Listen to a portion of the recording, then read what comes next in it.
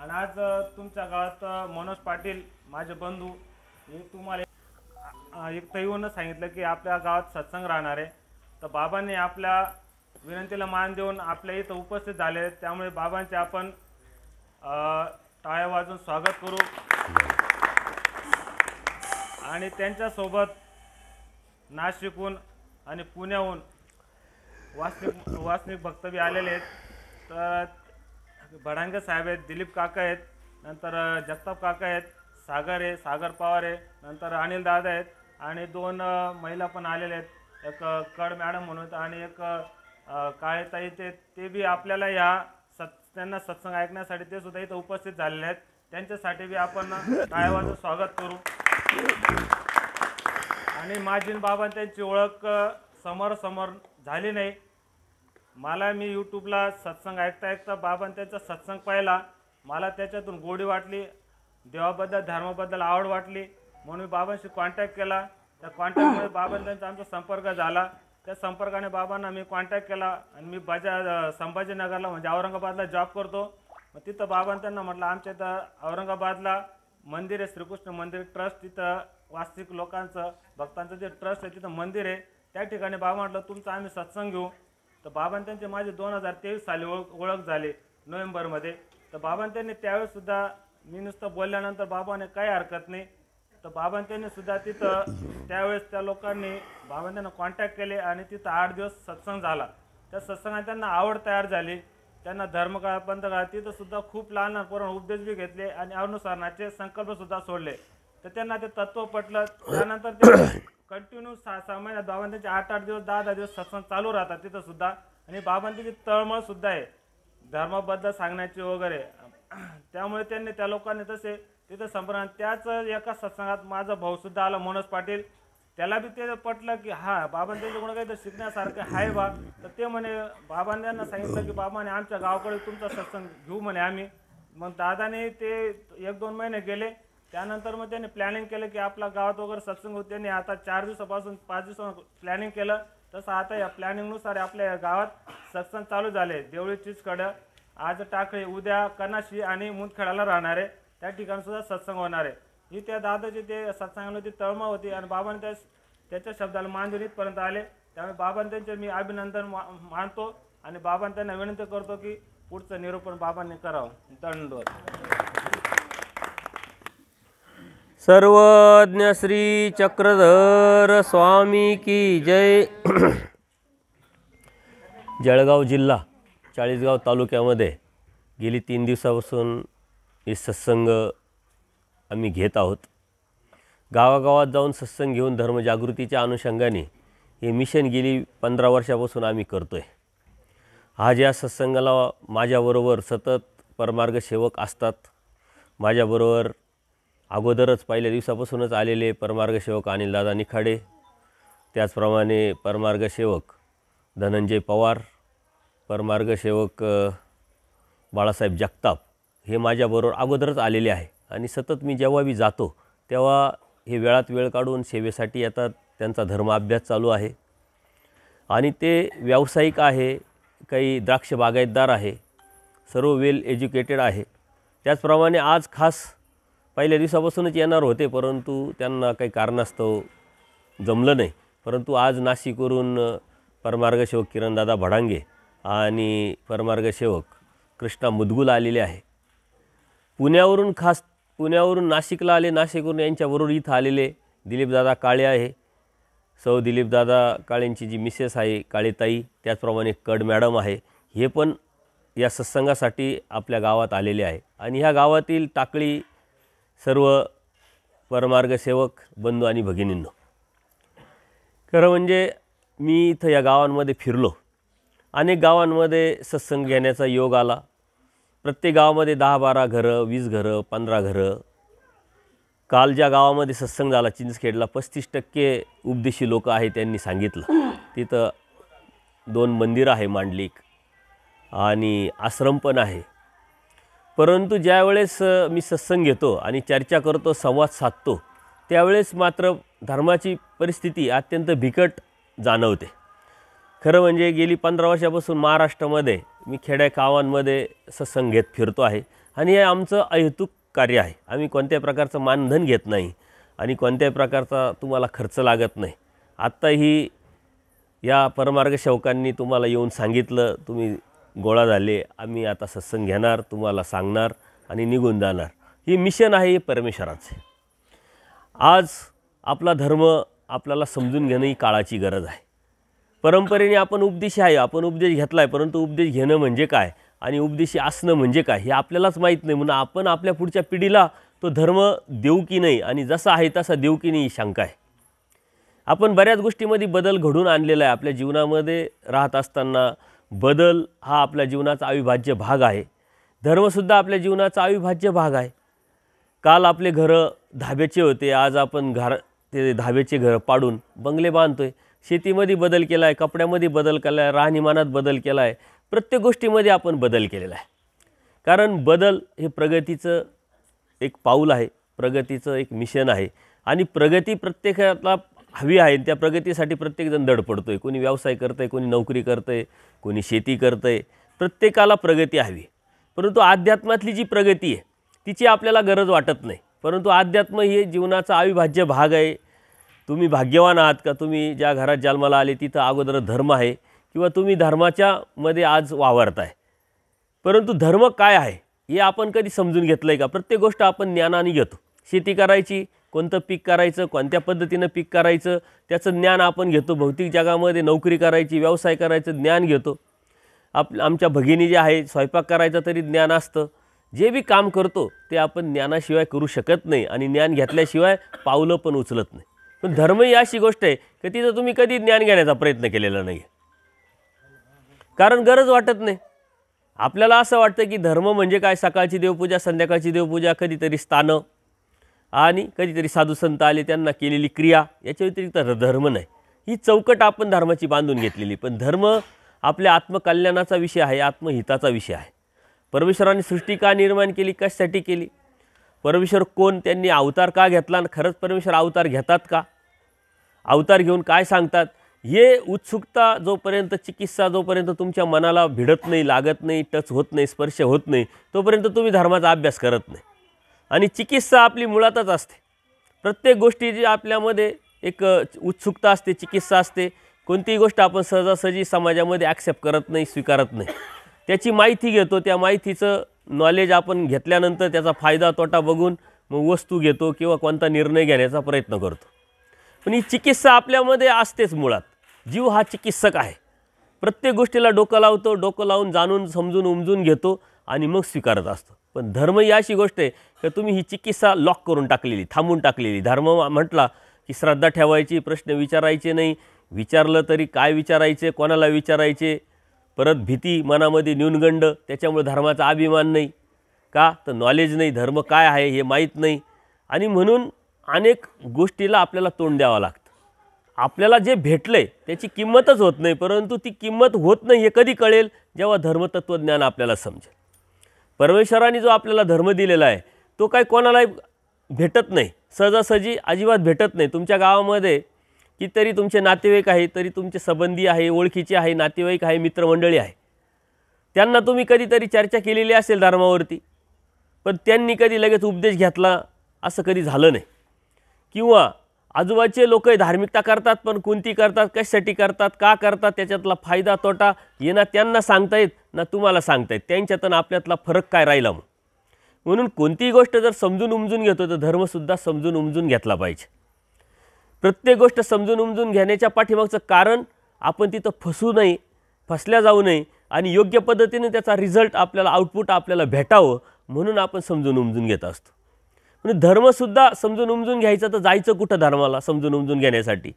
आपला हिंदू धर्म आहे, हिंदू धर्माचा मूळ ग्रंथ भगवद्गीता आहे. भगवद्गीतेमध्ये परमेश्वराने तत्त्वज्ञान आपल्याला सांगितलेलं आहे. आता द्वापारयुगाची भगवद्गीता संस्कृतमध्ये आहे, आपण बोलीभाषा आपली मराठी आहे. मग ती संस्कृत भाषा जर आपल्याला नाही आहे, आपण कधी अभ्यासलेली नाही आहे, तर त्यातलं काय कळणार आपल्याला. परंतु गीता आज मराठीत अनुवादित करून आपल्याला अनेक भाषांमध्ये भाषांतरित करून भेटते. परंतु आपल्याला इच्छा असली पाहिजे की आपला धर्म काय, त्याचं तत्त्वज्ञान काय, त्याची आचारप्रणाली काय, आपण का धार्मिकता करावी, कशासाठी करावी. कारण घरं चालवण्यासाठी आपल्याला पैशाची गरज असते आणि पैसा मिळवण्यासाठी आपण व्यवसाय करतो आहे, कोणी शेती करतं आहे, कोणी नोकरी करतं आहे. जरी प्रॅक्टिकल सत्य आहे, नोकरी करायचा, पैसा मिळवायचा, घर चालवायचं, तर धार्मिकतेचा संबंध आला कुठं? धार्मिकता नाही केली तर काय फरक पडतो? बरं, धार्मिकता करायची तर का करायची, कशासाठी करायची, हे प्रश्न जोपर्यंत आपल्याला पडत नाही तोपर्यंत ते आपण शोधत पण नाही, आणि शोधत नाही तोपर्यंत आपल्याला समजत पण नाही, कळत पण नाही. म्हणून हे प्रश्न आपल्याला पडले पाहिजे की मी जीवन जगत असताना आपल्या जीवनामध्ये, आमच्या जीवनामध्ये, आपल्या जीवनामध्ये ह्या अध्यात्माचा काय रोल आहे, अध्यात्माने काय फरक पडतो. जर आपण कोणतीच आध्यात्मिकता नाही केली, धार्मिकता नाही केली तर काय फरक पडेल, काय नफा होईल, काय तोटा होईल, आणि करतोय तर त्यातून काय फायदा होईल, काय तोटा होईल, हे प्रश्न आपल्याला पडले पाहिजे. परंतु आपल्याला हे प्रश्न पडत नाही का? आता अध्यात्माचं कुठंही नॉलेज आपल्याला कोणीही दिलेलं नसतं, शाळेत नाही, कॉलेजला नाही.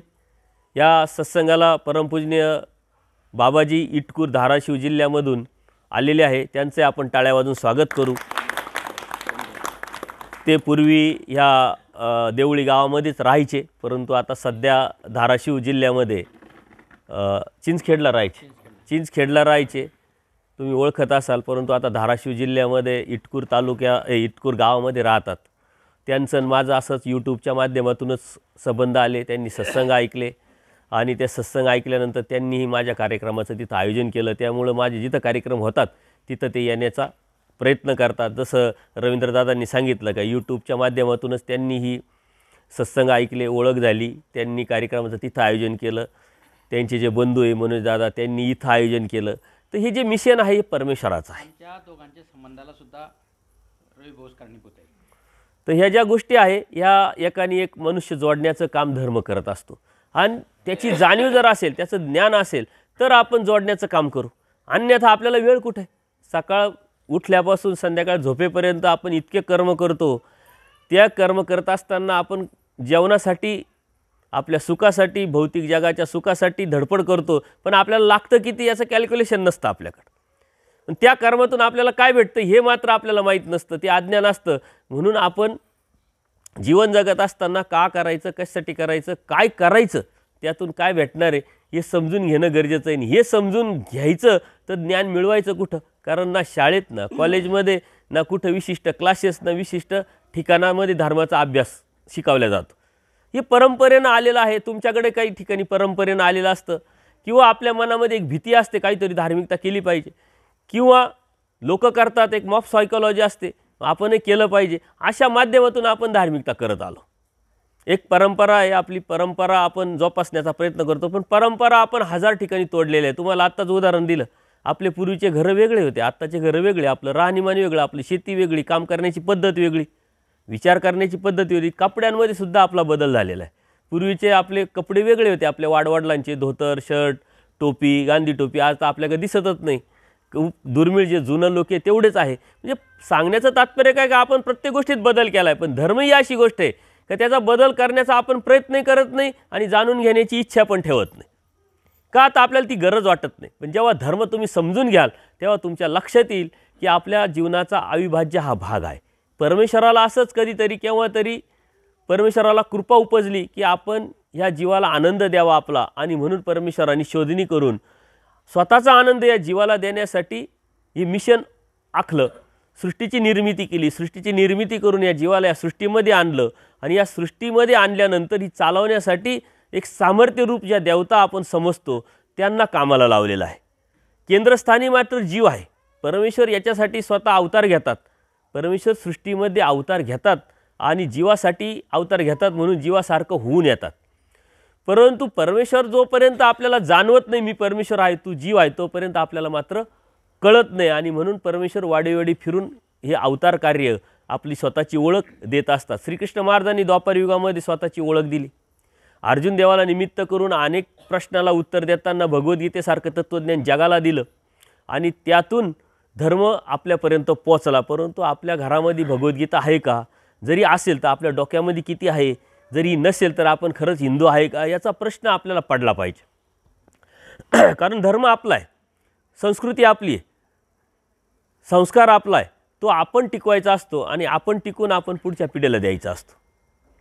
आपण इस्टेट कमवून पुढच्या पिढीला देतोय, परंतु संस्कार न देता इस्टेट देत राहिली तर ती इस्टेट किती टिकेल ही शंका आहे. आज जग झपाट्याने बदलतंय आणि या झपाट्याने बदलण्याच्या जगामध्ये जर आपण बघितलं तर अनैतिक आणि चुकीचे जे बदल आहे तो जास्त पद्धतीनं घडतोय, त्याला काही वेळच लागत नाही. चांगली गोष्ट मात्र ऊर्ध्वगतीची असते. जसं आता तुम्ही एवढ्या मोठ्या बिल्डिंगा बांधल्या, वरती बिल्डिंगला पाणी नेण्यासाठी तुम्हाला इलेक्ट्रिक मोटर टाकावं लागते, त्याला लाईट लावावं लागते, एनर्जी लावावं लागते. पण वरतून टाकीतून खाली पाणी आणण्यासाठी काहीच करावं नाही लागत, फक्त नळ लावलेले आहे ते चालू केले का आपोआप पाणी येतं. तसं खाली येण्यासाठी काहीच करावं लागत नाही.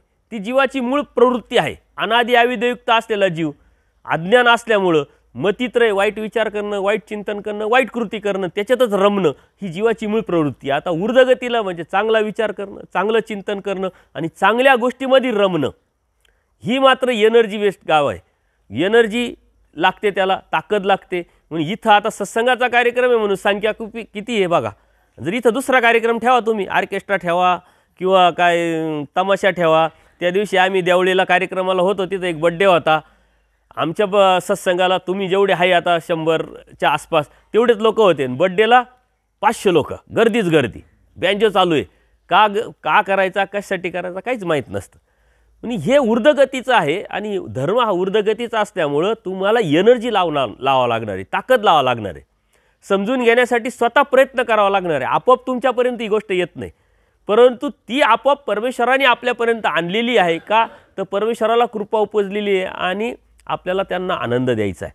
सृष्टी निर्माण करून स्वतः अवतार घेऊन अर्जुन देवाला निमित्त करून परमेश्वराने धर्म सांगितला. आता धर्म म्हणजे काय, जे केल्या जातं आपल्या हिताच्या अनुषंगाने, आपल्या आत्मकल्याणाच्या अनुषंगाने, त्याला म्हणतात धर्म. आता धर्म आपल्या हिताचा आहे, ऊर्ध्वगतीचा आहे. त्याच्यासाठी परमेश्वराने तत्त्व सांगितलेले असतात, सिद्धांत सांगितलेले असतात, आचार विचार प्रणाली सांगितली असतात.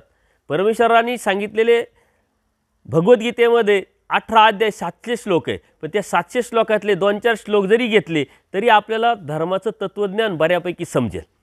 परमेश्वराने 11व्या अध्यायामध्ये स्वतः अर्जुन देवाला निमित्त करून विश्वरूप दाखवलं. कारण अर्जुन देव सकळ सामग्रीवंत होते, म्हणजे 18 पुराण, वेद, भास्करशास्त्र सर्व शास्त्र ते जाणते होते. पण परमेश्वराची जोपर्यंत परमेश्वर जाणीव करून देत नाही तोपर्यंत कोणत्याही जीवाला परमेश्वराची ओळख होत नाही. ते अर्जुन देवसुद्धा परमेश्वराला आपले मित्र सखा समजायचे, मेवणे समजायचे. परंतु ज्यावेळेस युद्धाची वेळ आली आणि अर्जुन देवाचा भ्रम तोडण्यासाठी परमेश्वराने भगवद्गीता सांगितली, त्या भगवद्गीतेच्या माध्यमातून स्वतःची ओळख सांगितली आणि त्यांची ओळख दिली का तू जीव आहे, मी परमेश्वर आहे. ज्यांची तू भक्ती करतोय, ज्यांच्या माध्यमातून तू साधना करून स्वतःचं हित करण्याचा प्रयत्न करतोय, ते आहे देवता, म्हणजे सामर्थ्य आहे. या एक सिस्टमचा भाग आहे. जसं तुमचं गाव आहे, ते गाव चालवण्यासाठी सरपंच आहे, लोकप्रतिनिधी आहे निवडून आलेले, त्याला ग्रामसेवक आहे, तलाठी आहे, पंचायत समिती, जिल्हा परिषद, केंद्र सरकार, राज्य सरकार जोडलेलं आहे. तर ही सेवा देण्यासाठी एवढी मोठी सिस्टम राबवल्या जाते. आता एवढं मोठं ब्रह्मांड आहे, ते चालवण्यासाठी काही सिस्टम असेल की नाही. आणि म्हणून भगवद्गीतेत परमेश्वराने स्पष्ट सांगितलं की 81 कोटी 1,10,10 देवता आहे आणि त्या देवतेच्या माध्यमातून, त्या शक्तीच्या माध्यमातून हे पूर्ण ब्रह्मांड मी चालवतो. आणि हे ब्रह्मांड मात्र या जीवासाठी मी निर्माण केलेलं आहे. का तर जीवाला आनंद द्यायचा आहे, जीवाला आनंद द्यायचा आहे, सिस्टम राबवावं लागेल म्हणून देवतेला कामाला लावलेलं आहे. आणि म्हणून परमेश्वराने स्पष्ट सांगितलं एकनिष्ठ भक्तीचं तत्त्व, सिद्धांत. आपल्या धर्मातले जे सिद्धांत आहे जर आपण लक्षात घेतले तर आपल्या मनामधले जे भ्रम आहे, अज्ञान आहे, न्यूनगंड आहे, भीती आहे, ती आपोआप निघून जाईल. आणि या अज्ञानाच्या आणि भीतीच्या माध्यमातून जे आपण कर्मकांड करतोय धर्माच्या नावाखालचे, अंधश्रद्धा जोपासतोय, तेही आपल्या डोक्यात निघून जाईल. आपण आज धर्माच्या नावाखाली बऱ्याचशा अंधश्रद्धा जोपासतो, विधी कर्मकांड करतो ना, आपण त्याला धर्म समजतो. याचं कारण आहे अज्ञान. म्हणून परमेश्वराने आपल्याला काय तत्त्व सांगितले भगवद्गीतेमध्ये, ते तत्त्व आपण जर समजून घेतले तर आपल्या लक्षात येईल आपल्या धर्माचं मूळ तत्त्व आहे पुनर्जन्म. जन्माला आलेला मनुष्य मरतो, मेलेला मनुष्य जन्माला येतो. आपल्याच धर्माचा मूळ सिद्धांत आहे. बाकी कोणत्या धर्मात हा सिद्धांत सांगितलेला नाही आहे. आणि हे करत असताना आपल्याला जो जन्ममृत्यूचा रोग लागलेला आहे, आपण जन्माला येतो, करतो काय, कर्म करतो. या कर्माने आपण बांधल्या गेलेलो आहे आणि त्या कर्मातून आपण ते सोडण्यासाठी ते नरक आपण जोडलेले आहे, ते भोगण्यासाठी परत 84 लाख योनीमध्ये जातो. ते संपल्यानंतर परत जन्माला येतो, परत कर्म करतो, परत जातोय, सारखं राडगाडं चालू आहे. जसं पाणी ओढण्यासाठी, विहिरीतून काढण्यासाठी पूर्वी इलेक्ट्रिक मोटरी नव्हत्या. पूर्वी आता जुने लोक आहे त्यांना माहीत आहे, पूर्वी पाणी काढण्यासाठी मोट असायच्या किंवा राडगढी असायची. आता आज टेक्नॉलॉजी वाढत चाललेली आहे. टेक्नॉलॉजीच्या माध्यमातून, सुखाच्या माध्यमातून जे जे आपल्याला गरजेचं आहे ते आपण ॲक्सेप्ट केलेलं आहे. परंतु ज्यावेळेस धर्माच्या अनुषंगाने परमेश्वराला वाडोवेडी फिरून या सर्वसामान्य जीवाला ज्ञान द्यायचं होतं, त्यावेळेस परमेश्वराने या सामान्य जीवाच्या संपर्कात आलेल्या ज्या गोष्टी आहे, शेती आधारित आपला सारा भारत देश 70% शेतीवर आधारित आहे किंवा शेतीप्रधान देश आहे. त्याच्यामुळे शेतीवर आधारित असलेले बरेचसे दृष्टांत आपल्या तत्त्वज्ञानात येतात, शास्त्रामध्ये येतात. त्यांनी त्यावेळेस राटघडीचा दृष्टांत सांगितला की त्या पाणी खाली काढून वरती काढण्यासाठी मोठ खाली जायची, भरली का परत वरती यायची, परत खाली झाली का परत खाली जायची, परत भरून परती वरती यायची. जसं आपण खाली जन्माला आलेलो आहे कर्मभूमीमध्ये, आपली मोठ आपण कर्मानी भरतो आणि ती भोगण्यासाठी, ती खाली करण्यासाठी परत नरकात जात असतो, परत तिथं खाली होईल, परत भरण्यासाठी येत असतो. हे सारखं चालू आहे. म्हटले हे थांबवायचं असेल तर भक्ती हा त्यावरती रामबाण उपाय. आणि त्याच्यासाठी परमेश्वरांनी तत्त्व सांगितलेले आहे की ह्या तत्वामध्ये आपण जर धर्म समजून घेतला, जाणून घेतला, तरच आपल्याला या जन्मवृत्तीच्या फेऱ्यातून निघता येईल. आता जन्मवृत्तीच्या फेऱ्यातून निघायचं आहे, भक्ती हा त्यावर रामबाण उपाय. मग प्रत्येकजण म्हणतो आम्ही भक्ती करतोय, करू शकतो, परंतु प्रत्येक गोष्टीला जसं तत्त्व आहे तसं भक्तीलाही तत्त्व आहे. श्रीकृष्ण महाराज काय सांगतात, सर्व धर्मान परित्यज्य माम एक शरणम. सर्व धर्माचा त्याग कर आणि मला एकट्याला शरण आहे. अनन्य भक्ती कर, दुसरा कोणी नाही, असा मी आहे. आणि मला जर अनन्य भावे जर तू शरण आला तर तुला 100% निसंशय जन्मवृत्तीच्या मी फेऱ्यातून काढील. त्याच्यासाठी अर्जुन देवाला परमेश्वराने 11व्या अध्यायामध्ये विश्वरूप दाखवलं, त्यांची बुद्धी परमेश्वर म्हणून स्वतःवर आणली, बोध दिला. शेवटच्या अध्यायात सांगितलं की दुर्मिळातला दुर्मिळ योग, रहस्यातलं रहस्य ज्ञान तुला मी सांगतो, फक्त मला जाण, माझी भक्ती कर, अनन्य भावे मला शरण ये.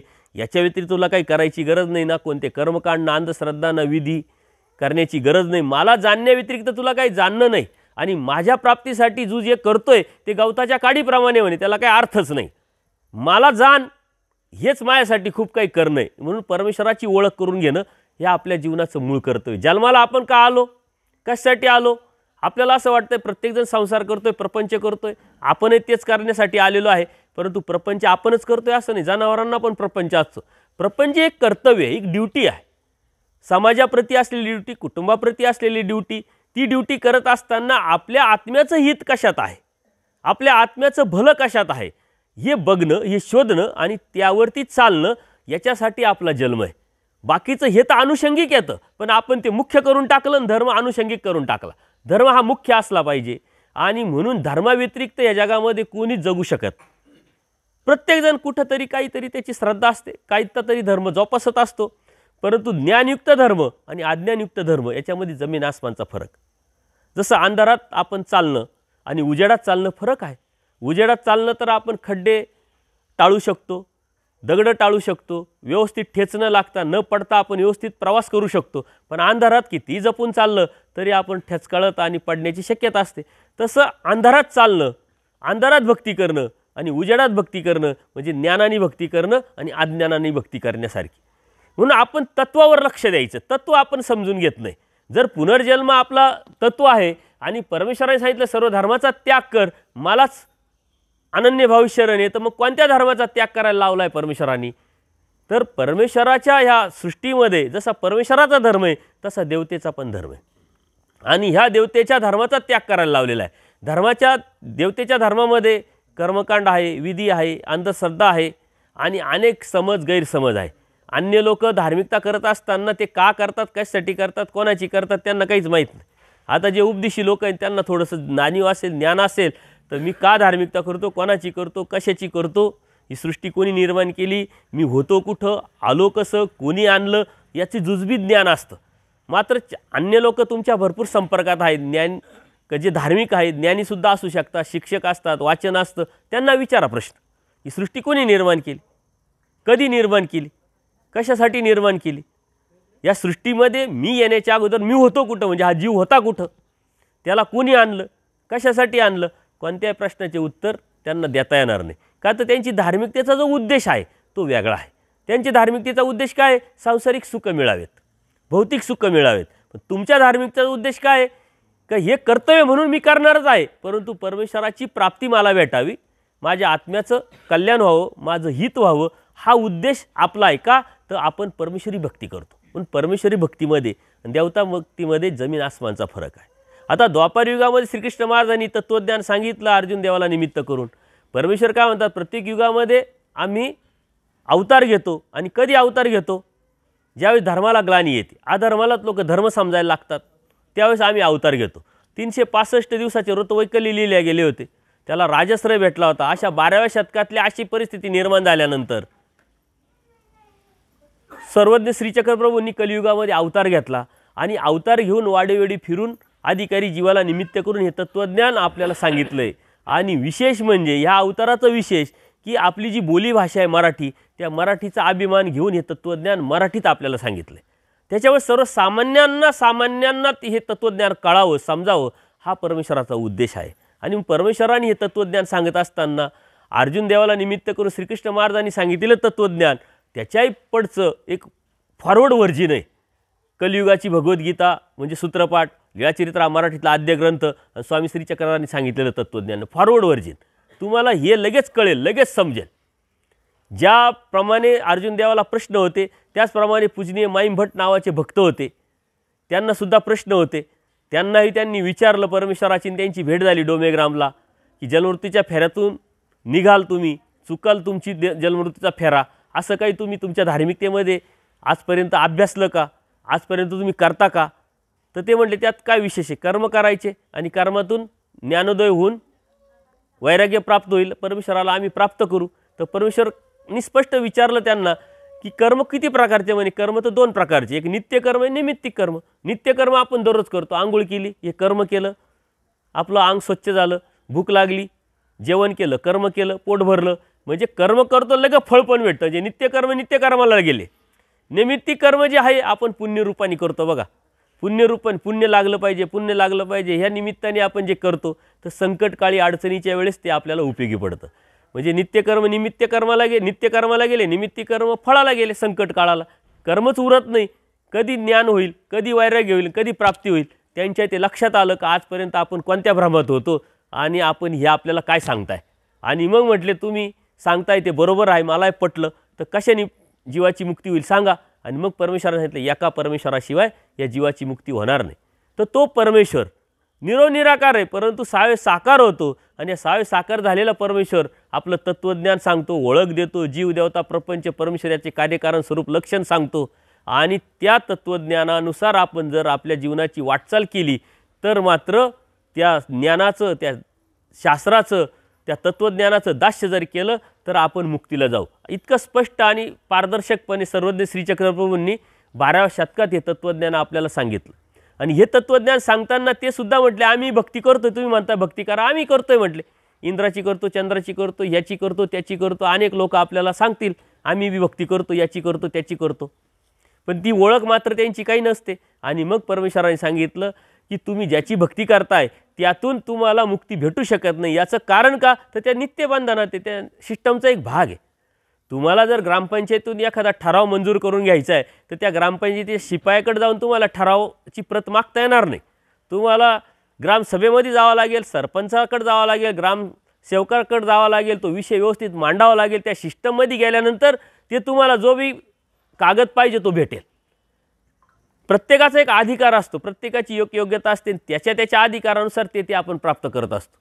अन्य लोकांचं एकच म्हणणं असतं का सारे सारखेच आहे म्हटले, त्याला काय तुम्ही काय ना आम्ही काय, विनाकारण कशाला याचं त्याचं वर्गीकरण करत बसायचं. परंतु अन्य लोक धर्माच्या बाबतीत साऱ्यांना सारखं समजतात, परंतु भौतिक जगामध्ये जीवन जगत असताना कोणालाच सारखं समजत. ते असं कधीच म्हणत नाही की सरपंच आणि आमदार एकच आहे, आमदार खासदार एकच आहे, मुख्यमंत्री पंतप्रधान एकच आहे, शिपाई आणि क्लर्क एकच आहे, असं कधीच म्हणत नाही. ग्रामसेवकाचं काम वेगळं, तलाट्याचं काम वेगळं, शिक्षकाचं काम वेगळं, शिपायाचं काम वेगळं, प्रत्येकाचे वेगळे काम आहे. कलेक्टरचं काम वेगळं, IAS ऑफिसर IPS ऑफिसर राहतात. प्रत्येकाच्या सिस्टममध्ये कामं वेगळे असतात, अधिकार वेगळे असतात. त्याच्या अधिकारानुसार त्याला निर्णय घेण्याची ताकद आणि क्षमता कायद्याने दिलेली असते. सगळीकडे वर्गीकरण केलेलं असतं. पण धर्म म्हटलं काय ते म्हणते सारे सारखंच आहे. परंतु परमेश्वराने तत्त्वज्ञानाच्या माध्यमातून हे सर्व सारखे नाही सांगितले. कलियुगामध्ये परमेश्वरा अवतार सर्वज्ञ श्रीचक्रप्रभूंनी पूजनीय माईम भट्टाला निमित्त करून हे समजण्यासाठी हत्तीचा दृष्टांत सांगितला. का म्हटले गावात हत्ती आला आणि हे हत्ती पाहण्यासाठी सारे लोक जायला लागले. आता आंधळे लोक पण असतात, म्हणजे अज्ञानी लोक का ज्यांनी कधी हत्तीच पाहिला नाही, त्यांना समजणार कसं हत्ती कोण आहे आणि काय. त्यांना उत्सुकता लागते का आपण हत्तीला बघावं चला म्हणजे. आता आंधळे लोक हत्तीला बघणार कसे, स्पर्शाने बघणार. एक हत्तीला बघण्यासाठी आंधळा गेला, त्यांनी शेपटीला हात लावला, दुसरा गेला त्यांनी पायाला, तिसरा गेला त्यांनी कानाला, तिसरा गेला, चौथा गेला, पाचवा गेला. प्रत्येकाने वेगळ्या आवायला हात लावले. कोणी पाठीला लावलं, कोणी पोटाला लावलं, कोणी सोंडेला लावलं, कोणी कानाला लावलं. आता येऊन बसले, गप्पा मारत बसले. म्हणले हत्ती बघितला का म्हणे. हो बघितलं. ज्यांनी शेपटीला हात लावला तो म्हणे हत्ती खराट्यासारखा. ज्यांनी पायाला हात लावला तो म्हणे हत्ती खांबासारखा आहे. ज्यांनी कानाला हात लावला तो म्हणे हत्ती सुपासारखा आहे. ज्यांनी पाठीला हात लावला तो म्हणे हत्ती भिंतीसारखा आहे. ज्यांनी पोटाला हात लावला तो हत्ती तर पोत्यासारखा आहे म्हणे. तू काय सांगतो, मी आत्ताच जाऊन आलो, तू काय खोटा सांगतो म्हटलं. ज्यांनी सोंडेला हात म्हणे हत्ती मुसळासारखा आहे. तुमचं सर्वांचं खोटं आहे.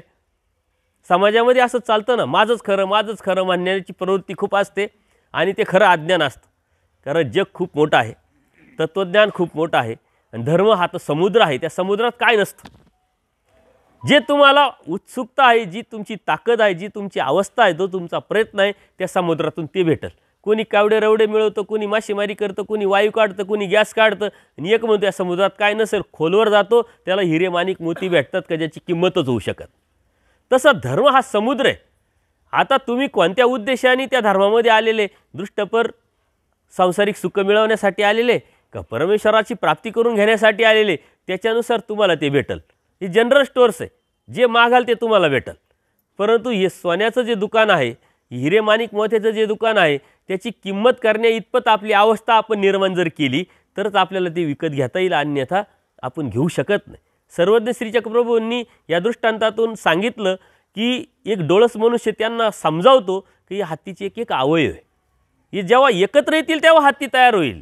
तुम्ही जे म्हणताय ना हत्ती खराट्यासारखा आहे, हे हत्ती खांबासारखा आहे, हत्ती सुपासारखा आहे, हे अन्यथा ज्ञान आहे, चुकीचं ज्ञान आहे. याला काही अर्थ नाही आणि त्यामुळं तुम्ही त्या हत्तीला समजू शकत नाही, जाणू शकत नाही, लक्षात येऊ शकत नाही. पूजनीय माईम भटांना हेच देवाने सांगितलं की तुम्ही ज्या एक एक देवतेची भक्ती करता त्या देवता म्हणजे परमेश्वराची एक एक शक्ती आहे. या शक्तीच्या पलीकडं जो महाशक्ती ती म्हणजे परमेश्वर आणि त्या परमेश्वराच्या अध्यक्षतेखाली ही चराचर सृष्टी परमेश्वर चालवतात. कोणासाठी? जीवासाठी. जीवासाठी म्हणजे काय? त्याच्या आत्मकल्याणासाठी, त्याच्या हितासाठी. कारण जन्ममृत्यूचा रोग आपल्याला लागलेला आहे आणि आपण जे नरकात जातो, परमेश्वर दयाळू माळू कृपाळू असल्यामुळे ते नरक, ते दुःख परमेश्वराला बघवत नाही आणि म्हणून पुन्हा पुन्हा ते आपल्याला संधी देतात. या नरदेहामध्ये जन्माला आणून बोध देतात आणि बोध देऊन, स्वतःची ओळख देऊन, धर्मतत्वज्ञान सांगून एक अभ्यासक्रम, एक सिलेबस आपल्याला देतात.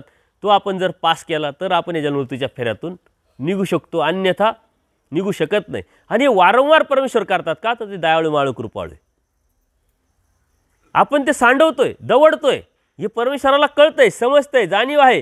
परंतु दयाळू माळू कृपाळू असल्यामुळं ते वारंवार आपल्याला कोणाच्या तरी निमित्तातून, कोणाच्या तरी माध्यमातून, कशाच्या तरी ॲक्सिडेंटली काहीतरी अडचणी येतात, कोणावर संकट येतं, कोणावर काही प्रॉब्लेम येतो. म्हणून धर्माला लागणाऱ्यांची संख्या भरपूर आहे. संकट आले तर देव कळतो, देव समजतो. धर्माकडं जाणाऱ्यांची ओढा जास्त आहे, जीव स्वार्थी आहे. तर कोणाच्या तरी निमित्तातून, कशाच्या तरी निमित्तातून परमेश्वराचं हे कार्य अविरत अखंडितपणे चालू आहे. परंतु हे करत असताना परमेश्वराने जे तत्त्व सांगितलेले ते तत्त्व आपण जर पाळलं तर ती परमेश्वराची भक्ती आपल्याला करता येऊ शकते. आणि ते तत्त्व आहे एकनिष्ठ भक्तीचं, सर्व धर्मांपरिते, सर्व धर्माचा त्याग करण्याचं. आणि तेच आपल्याकडून होत नाही का? आता अज्ञान असल्यामुळं आपण बऱ्याच कर्मकांड, बऱ्याच अंधश्रद्धा जोपासत असतो. आपण परमेश्वरी भक्तीमध्ये आहे, आज दैवराटीमध्ये आहे, तरी पण कुळदैवत तुमच्या डोक्यातून जात नाही. कुळ म्हणजे काय? मूळ. मूळ म्हणजे कोण? परमेश्वर का ज्यांनी सृष्टी निर्माण केली, तोच मूळ आहे आणि तेच कुळ आहे. परंतु नंतरच्या काळामध्ये ऋषीमुनींची परंपरा निर्माण झाली आणि या ऋषीमुनींनी आपले कुळ निर्माण केले आणि त्या कुळाच्या माध्यमातून ते ऋषीमुनी ज्या देवतेची भक्ती करायची त्या कुळाचे ते दैवत ठरलं आणि परंपरागत आपल्यापर्यंत त्या गोष्टी आल्या. परंतु आपण खोलात जात नाही, आपल्याला वेळही नाही, खोलात जाऊन त्याची गरजही वाटत नाही. म्हणून कुळदैवताला भक्ती करणं आणि दैवराटीत असतानाही भक्ती करणं ही एक मिश्र भक्ती आहे आणि तो व्यभिचार ठरतो. म्हणून परमेश्वराच्या भक्तीत आपल्याला जो रिझल्ट भेटायला पाहिजे, आउटपुट भेटायला पाहिजे, ते भेटत नाही. कारण ह्या घरात आल्यानंतर मी विचारलं की हे काय, ते काय? म्हणे आमचं कुळदैवत आहे. म्हटलं हे कसं काय? तुम्ही मग मानभाव कसे काय?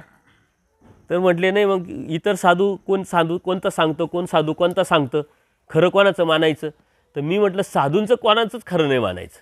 आपल्याला शास्त्रात जावं लागेल, धर्मात जावं लागेल. स्वामी श्री चक्रधरांनी परमेश्वरांनी जे तत्त्वज्ञान सांगितलेले ते समजून घ्यावं लागेल आणि ते खरं मानून त्यावरती चालावं लागेल. त्याचं आपलं हित आहे. कारण साधूसुद्धा जीव आहे. प्रत्येकाची एक विचारधारा, वासना, त्याचा प्रत्येकाचा अभ्यास, प्रत्येकाची भावना, प्रत्येकाचा हेतू वेगवेगळा असतो. जीव स्वार्थी असल्यामुळे मग तुम्ही स्वार्थी आणि आम्ही स्वार्थीने असं थोडी असतं. जीव इथून तिथून एकच. त्याच्यामुळे हे स्वार्थीपण आपल्यामध्ये आलेलं. त्याच्यासाठी तुम्हाला भगवद्गीतेत जावं लागेल, सूत्रपाठात जावं लागेल, लीळाचरित्रात जावं लागेल. हा अभ्यास समजून उमजून घ्यावा लागेल. तत्त्वसिद्धांताची विचारप्रणाली समजून घ्यावा लागेल आणि त्या धर्मावरती, त्या रस्त्यावरती चालायला लागल्यानंतर तर मग तुम्हाला तो रिझल्ट भेटेल. त्याच्यामुळे एकनिष्ठ भक्तीचं हे पहिलंच आमचं जे तत्त्व आहे आपलं, ते आपण जर पाळलं तरच आपल्याला परमेश्वर प्राप्ती होईल. आणि हे एकनिष्ठतेचं जर तत्त्व तुम्ही समजून घेतलं आणि ते पाळायला लागलं तर धर्म तुम्हाला अत्यंत सोपा, सरळ, स्पष्ट आणि पारदर्शक दिसेल. कारण एकनिष्ठ भक्ती म्हणजे परमेश्वराची भक्ती करायची, त्याच्या समर्थवादावरची निष्ठा ठेवून तो समर्थ आहे ही भावना ठेवून आपण त्याची अनन्यभावी शरण जाऊन भक्ती करायला लागलो तर मग आपल्याला बाकीचे सर्व कर्मकांड, मग अमावस्या, पौर्णिमा, शुभ अशुभ, ज्योतिषशास्त्र, वास्तुशास्त्र, हे कुदैवत, याचे कर्मकांड, विधी कोणत्याही प्रकारची काही करायची गरज नाही. का तर आपण आता परमेश्वराची भक्ती करत असताना सारे देवतेची भक्ती आहे, त्याचा आपल्यावर परिणाम होऊ शकत नाही. जसं तुमचा आता डायरेक्ट एखाद्या मोठ्या व्यक्तीबरोबर कॉन्टॅक्ट असेल तर तुम्हाला एक सिक्युरिटी असते, एक आत्मविश्वास असतो, काही झालं तर हाय बाबा ते आपल्याकडं. आणि दुसरे लोकसुद्धा तुम्हाला त्रास देणार नाही, यांची लय वरती पोच, यांना आमदार ओळखतात, खासदार ओळखतात किंवा आय एस ऑफिसर यांचा घरातला कोणतरी आहे.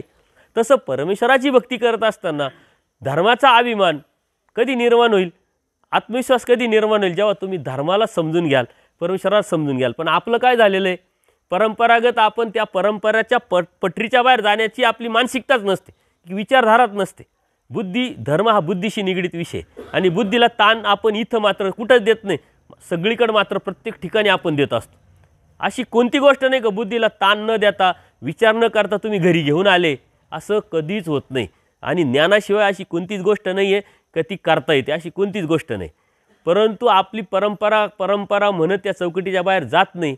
देवानी सर्वदेशी जगप्रभूंनी रुमण्याच्या दृष्टांतातून आपल्याला सुंदर असं समजावलेलं आहे की शेतकरी असतो म्हटले, तो शेतकरी म्हटला. आता तुमच्या इकडं तर गाई म्हशी दुधाचे धंदे आहे, त्याच्यामुळे दूध हा दररोजचा आपला विषय आहे.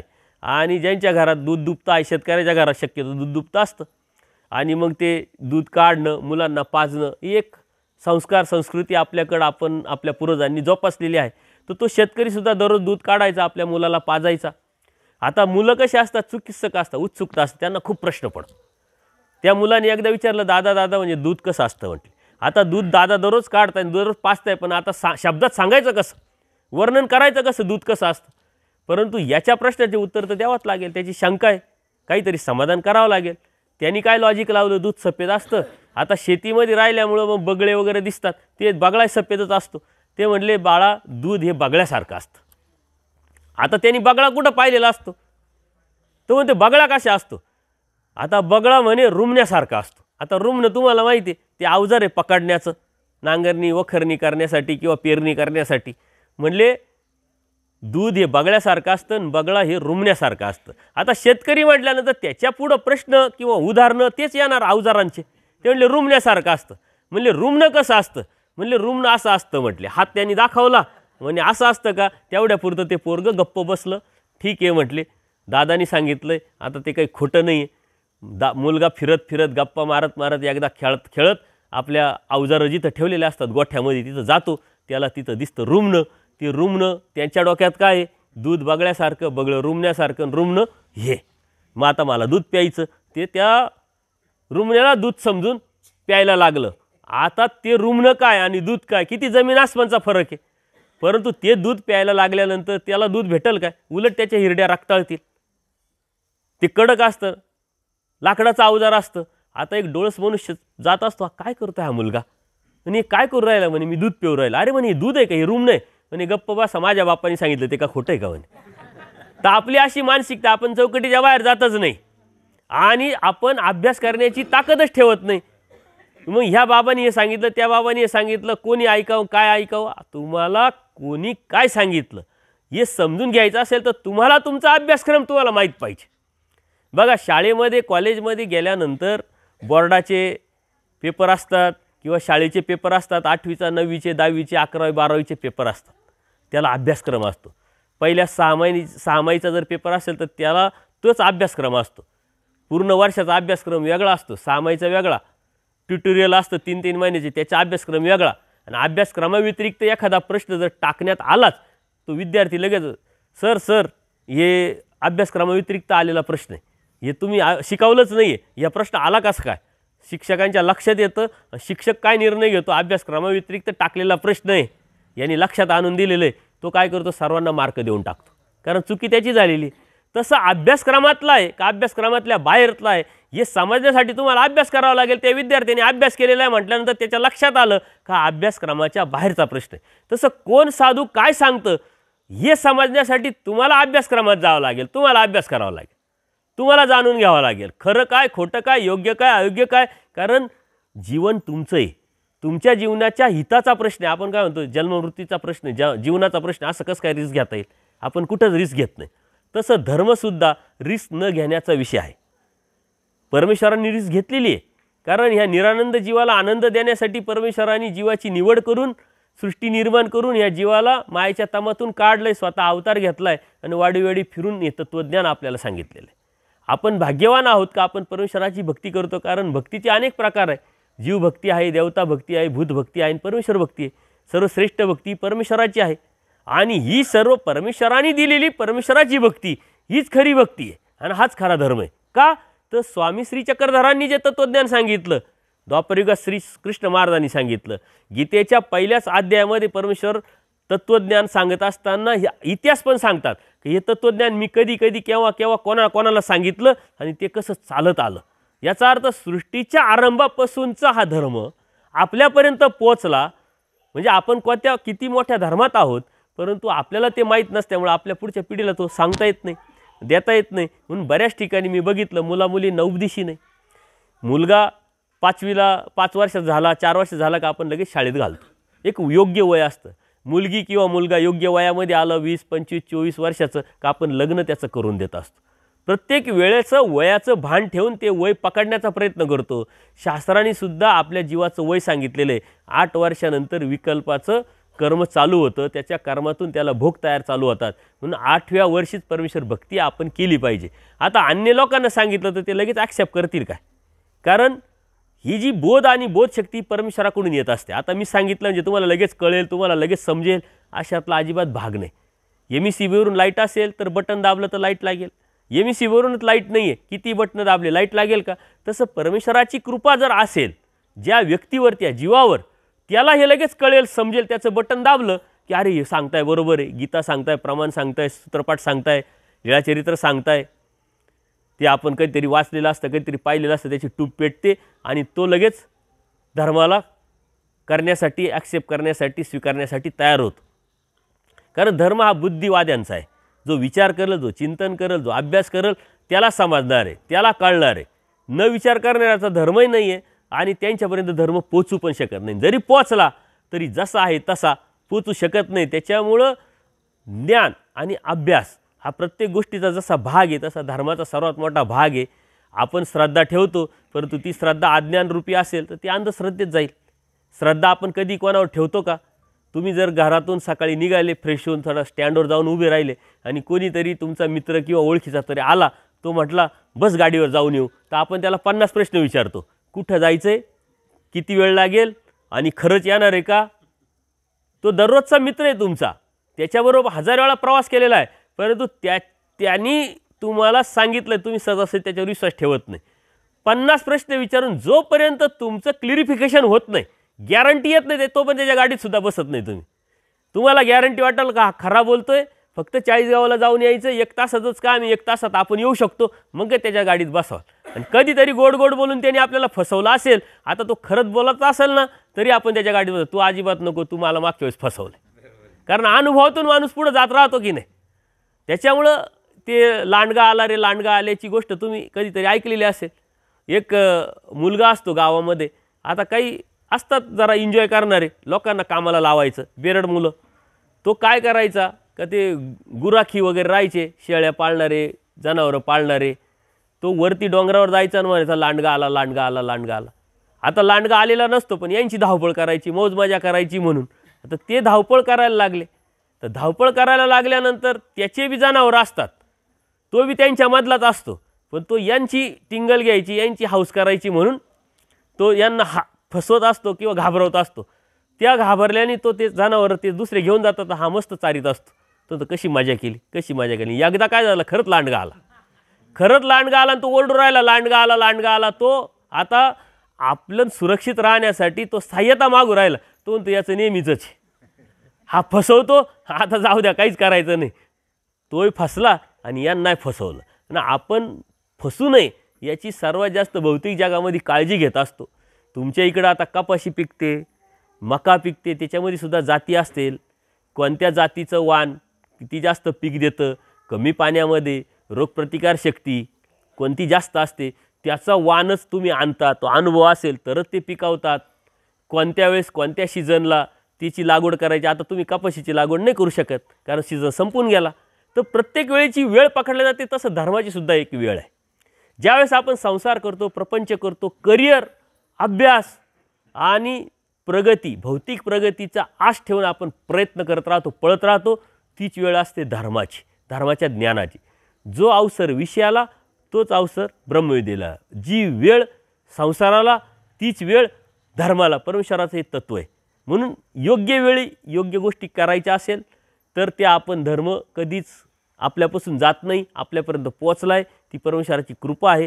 तर ती घेण्यासाठी आपण मात्र प्रयत्न केला पाहिजे आणि त्या प्रयत्नातून धर्म समजून उमजून आपण घेतला पाहिजे. आता उपदेश घेणं म्हणजे काय? उपदेश घेणं म्हणजे साऱ्या या गोष्टी समजून घेणं, देवतेची भक्ती सोडणं, कर्मकांड सोडणं, आद्यसदा सोडणं, कुळदैवत हे बाकीचे उपासतापास, ऋतवैकल्य सारस सोडणं, अमावस्या पौर्णिमा सोडणं आणि एका परमेश्वराची एकनिष्ठपणे भक्ती करणं. किती सोपी आहे. अन्य लोक किती काय काय करतात, किती अवघड आहे. ते अमावस्या पाळतात, पौर्णिमा पाळतात, आठवड्यातले 4 दिवस त्यांना उपवासच असतो, ऋतवैकल्यच असतात, परत आणखीन कुळदैवत, परत ब्राह्मणाकडे गेल्यानंतर तो काहीतरी नवीन काहीतरी सांगतो. त्यांनी दुकानदारी थाटलेलीच असते. त्याला माहिती आहे हा आला, आपण याला नाही सांगितलं तर हा देईल कसा. कारण पूर्वीची जी समाज व्यवस्था आहे, समाज रचना आहे, हे जर आपण समजून घेतलं तर व्यवसायाच्या माध्यमातून जाती काढल्या. कोण काय काम करायचं त्याच्यानुसार जाती पाडल्या. आजकाल तसं राहिलं नाही. कोणी काही बिझनेस करायला लागलं. त्याच्यामुळं आता जाती ह्या परंपरागत आल्या, परंतु व्यवसायावरती जात्या ठरल्या नाही. पण पूर्वी जाती हे व्यवसायावर ठरायच्या. न्हावी का तर ते काम करायचं, सुतार तो काय काम करायचा, कुणबी शेतकरी तो काम करायचा, म्हणून त्या जाती पडत आल्या. मग आपण सारा समाज जो आहे इनसिक्युअर फील करायचं, सुरक्षितता पाहिजे आपल्या जीवनात. मग आपल्याला धर्माची गरज पडली, श्रद्धा कुठंतरी असली पाहिजे, श्रद्धा कुठंतरी ठेवली पाहिजे. ही मानसिकता तयार करून आपण काय केलं, ब्राह्मण निर्माण केले. ब्रह्मज्ञान जाणा, आम्हाला तत्त्वज्ञान सांगा, आम्हाला शास्त्र सांगा, आम्हाला कडून धर्म सांगा आणि धर्म आमच्याकडून करून घ्या. आपण त्यांच्यावर अवलंबून राहिलो, त्यांचं ते व्यवसाय होऊन गेला आणि त्या व्यवसायाच्या माध्यमातून त्यांनी कर्मकांड विधी धर्माच्या नावाखाली आपल्यापर्यंत पोचवले. ते मात्र कोणते कर्मकांड करत नाही. धर्म एकच आहे, तत्त्व एकच आहे, नियमावली सर्वांना एकच असायला पाहिजे, परंतु ते करत नाही. का तर त्यांचे पूर्वज ज्ञानी होते आणि तीच परंपरा चालत आली. आपल्या पूर्वजांचा जर विषय घेतला तर आज आपण 12वी आहे, आपले वडील 10वी होते ना, आपले आजोबा शाळेतच गेलेले नव्हते. ही आपली परंपरा आहे. तर अज्ञान असल्यामुळे त्याच परंपरा आपल्यापर्यंत आल्या आणि त्याच आपण जोपासतोय. परंतु प्रगतीच्या माध्यमातून कितीतरी परंपरा आपण तोडल्या आणि आपल्या घरातला देवारा, आपल्या घरातली मानसिकता, आपली विचाराची मानसिकता मात्र आपण बदलली नाही आणि धर्म आपल्याला अंतर्बाह्य बदलायला लावतो. आपण उपदेश घेतलाय, जरी कोणी उपदेश घेतलेला आहे, त्या उपदेशाने जर धर्म अभ्यासून जर त्याच्या जीवनामध्ये बदल नाही केला तर त्याचा बिगर उपदेशाचाच, बिगर उपदेशी तसेच वागतात, हा बी तसाच वागतो. याच्यात आणि त्याच्यात फरक काय राहिला. म्हणून बदल हा धर्माचा पाया आहे. बदल केला पाहिजे. विचारात बदल, दृष्टीत बदल, काम करण्यात बदल, धार्मिकतेमध्ये बदल, ज्ञानवाचकती घेऊन आपण केलं पाहिजे. पूजनीय माईन भटांमध्ये अंतर्बाह्य बदल झाला. 18 पुराण वेदशास्त्र जाणते होते म्हणून अहंकार होता. अहंकार असल्यामुळं ते प्रत्येक पंडिताला चर्चा करायचे आणि हरवायचे. पण स्वामी श्री चक्रधरांची त्यांची भेट झाली, त्यांना बोध झाला. त्यांच्यामध्ये इतका आमूलाग्र बदल झाला का रुद्रपूरला जेव्हा गोंतरू बाबांच्या दर्शनाला गेले, त्यांना एका मातंगाने परमेश्वर कुठे दाखवला तर त्या मातंगाला त्यांनी दंडोत घातला. तिथं गेल्यानंतर त्यांनी ज्या चुलीवरती श्रीप्रभू बाबांची जेवण केलं जायचं, उपार केला जायचा, त्या चुलीची राख काढण्याचा व्यापार स्वीकारला. बदल ज्ञानातून होत असतो. नम्रता ही ज्ञानातून येत असते. पूजनीय माईम भटांच्या अगोदर बोध होण्याच्या अगोदर त्या मातंगाची सावलीसुद्धा ते घेऊ शकत नव्हते. सावली पडली तर 10 वेळा दिवसभरात आंघोळ करत असतील, परंतु त्या मातंगाला दंडवत घालण्याचं जर कारण ठरलं बोध, ज्ञान. मग आपण धर्मात आहे तर आपल्यामध्ये जर बदल नसेल, आपल्या धार्मिकते विचारांनी, बुद्धीनी, ज्ञानाने आपण आपल्यामध्ये बदल करून घेतलेला नसेल, तर आपण स्वामी श्री चक्रधरांचे किंवा दैवराटीचे किंवा परमेश्वराचे भक्त ठरू शकत नाही. जे उपदेश घेणं म्हणजे काय, पहिले हे समजून घ्या. ते कसं करायचं हे पहिले समजून घ्या. त्यातून काय फायदा होणार हे समजून घ्या. कारण जे तुम्हाला बोध झाला आहे त्याची किंमतच होऊ शकत नाही. हा बोध एका जीवाला एका सृष्टीमध्ये एकदाच मिळत असतो. तो का दावडला का पुढच्या सृष्टीतच तो आपल्याला बोध होईल. आणि सृष्टी अतिदीर्घ, युग किती, त्याच्यामध्ये आपलं जीवनमान किती, आजपर्यंत किती जगलो आपण, किती वेळा मेलो, किती वेळा जन्माला आलो, शास्त्रात गेल्यानंतर याचं आपल्याला अंदाज येतो. धर्मात जेव्हा आपण जातो तेव्हा आपला भूतकाळ आपल्याला धर्मातून समजतो, वर्तमान काळ आपल्याला धर्मातून समजतो, आणि कसं राहिलो, कसं वागलो, कसं खाल्लं, काय केलं, कोणाबरोबर राहिलो, कोणाबरोबर फिरलो, आपली लाईफस्टाईल कशी आहे, धर्माच्या चौकटीतली आहे का धर्माच्या चौकटीच्या बाहेरची आहे, हे जर आपण समजून घेतलं तर आपला भविष्यकाळसुद्धा आपल्याला कळतो. आपल्याला ज्योतिषशास्त्राकडे जाण्याची गरज नाही, कारण त्याचा आपल्यावर परिणाम नाही. आपलाच एकमेव असा धर्म आहे का तुम्हाला भूतकाळ सांगेल, सृष्टी कोणी निर्माण केली, तुम्ही होते कुठं, निघाले कुठून, करत करत इथपर्यंत कसे आले, पूर्ण भूतकाळ शास्त्र तुम्हाला सांगेल. वर्तमान काळामध्ये कसं जगायचं, कसं राहायचं, काय खायचं, कोणाबरोबर बोलायचं, कोणाबरोबर संगत करायची, काय काम करायचं, कोणतं काम करायचं नाही, हे तत्त्वज्ञान सांगतं. म्हणजे वर्तमान काळात जगण्याचं तत्त्व, लाईफस्टाईल आपल्याला धर्म देतं.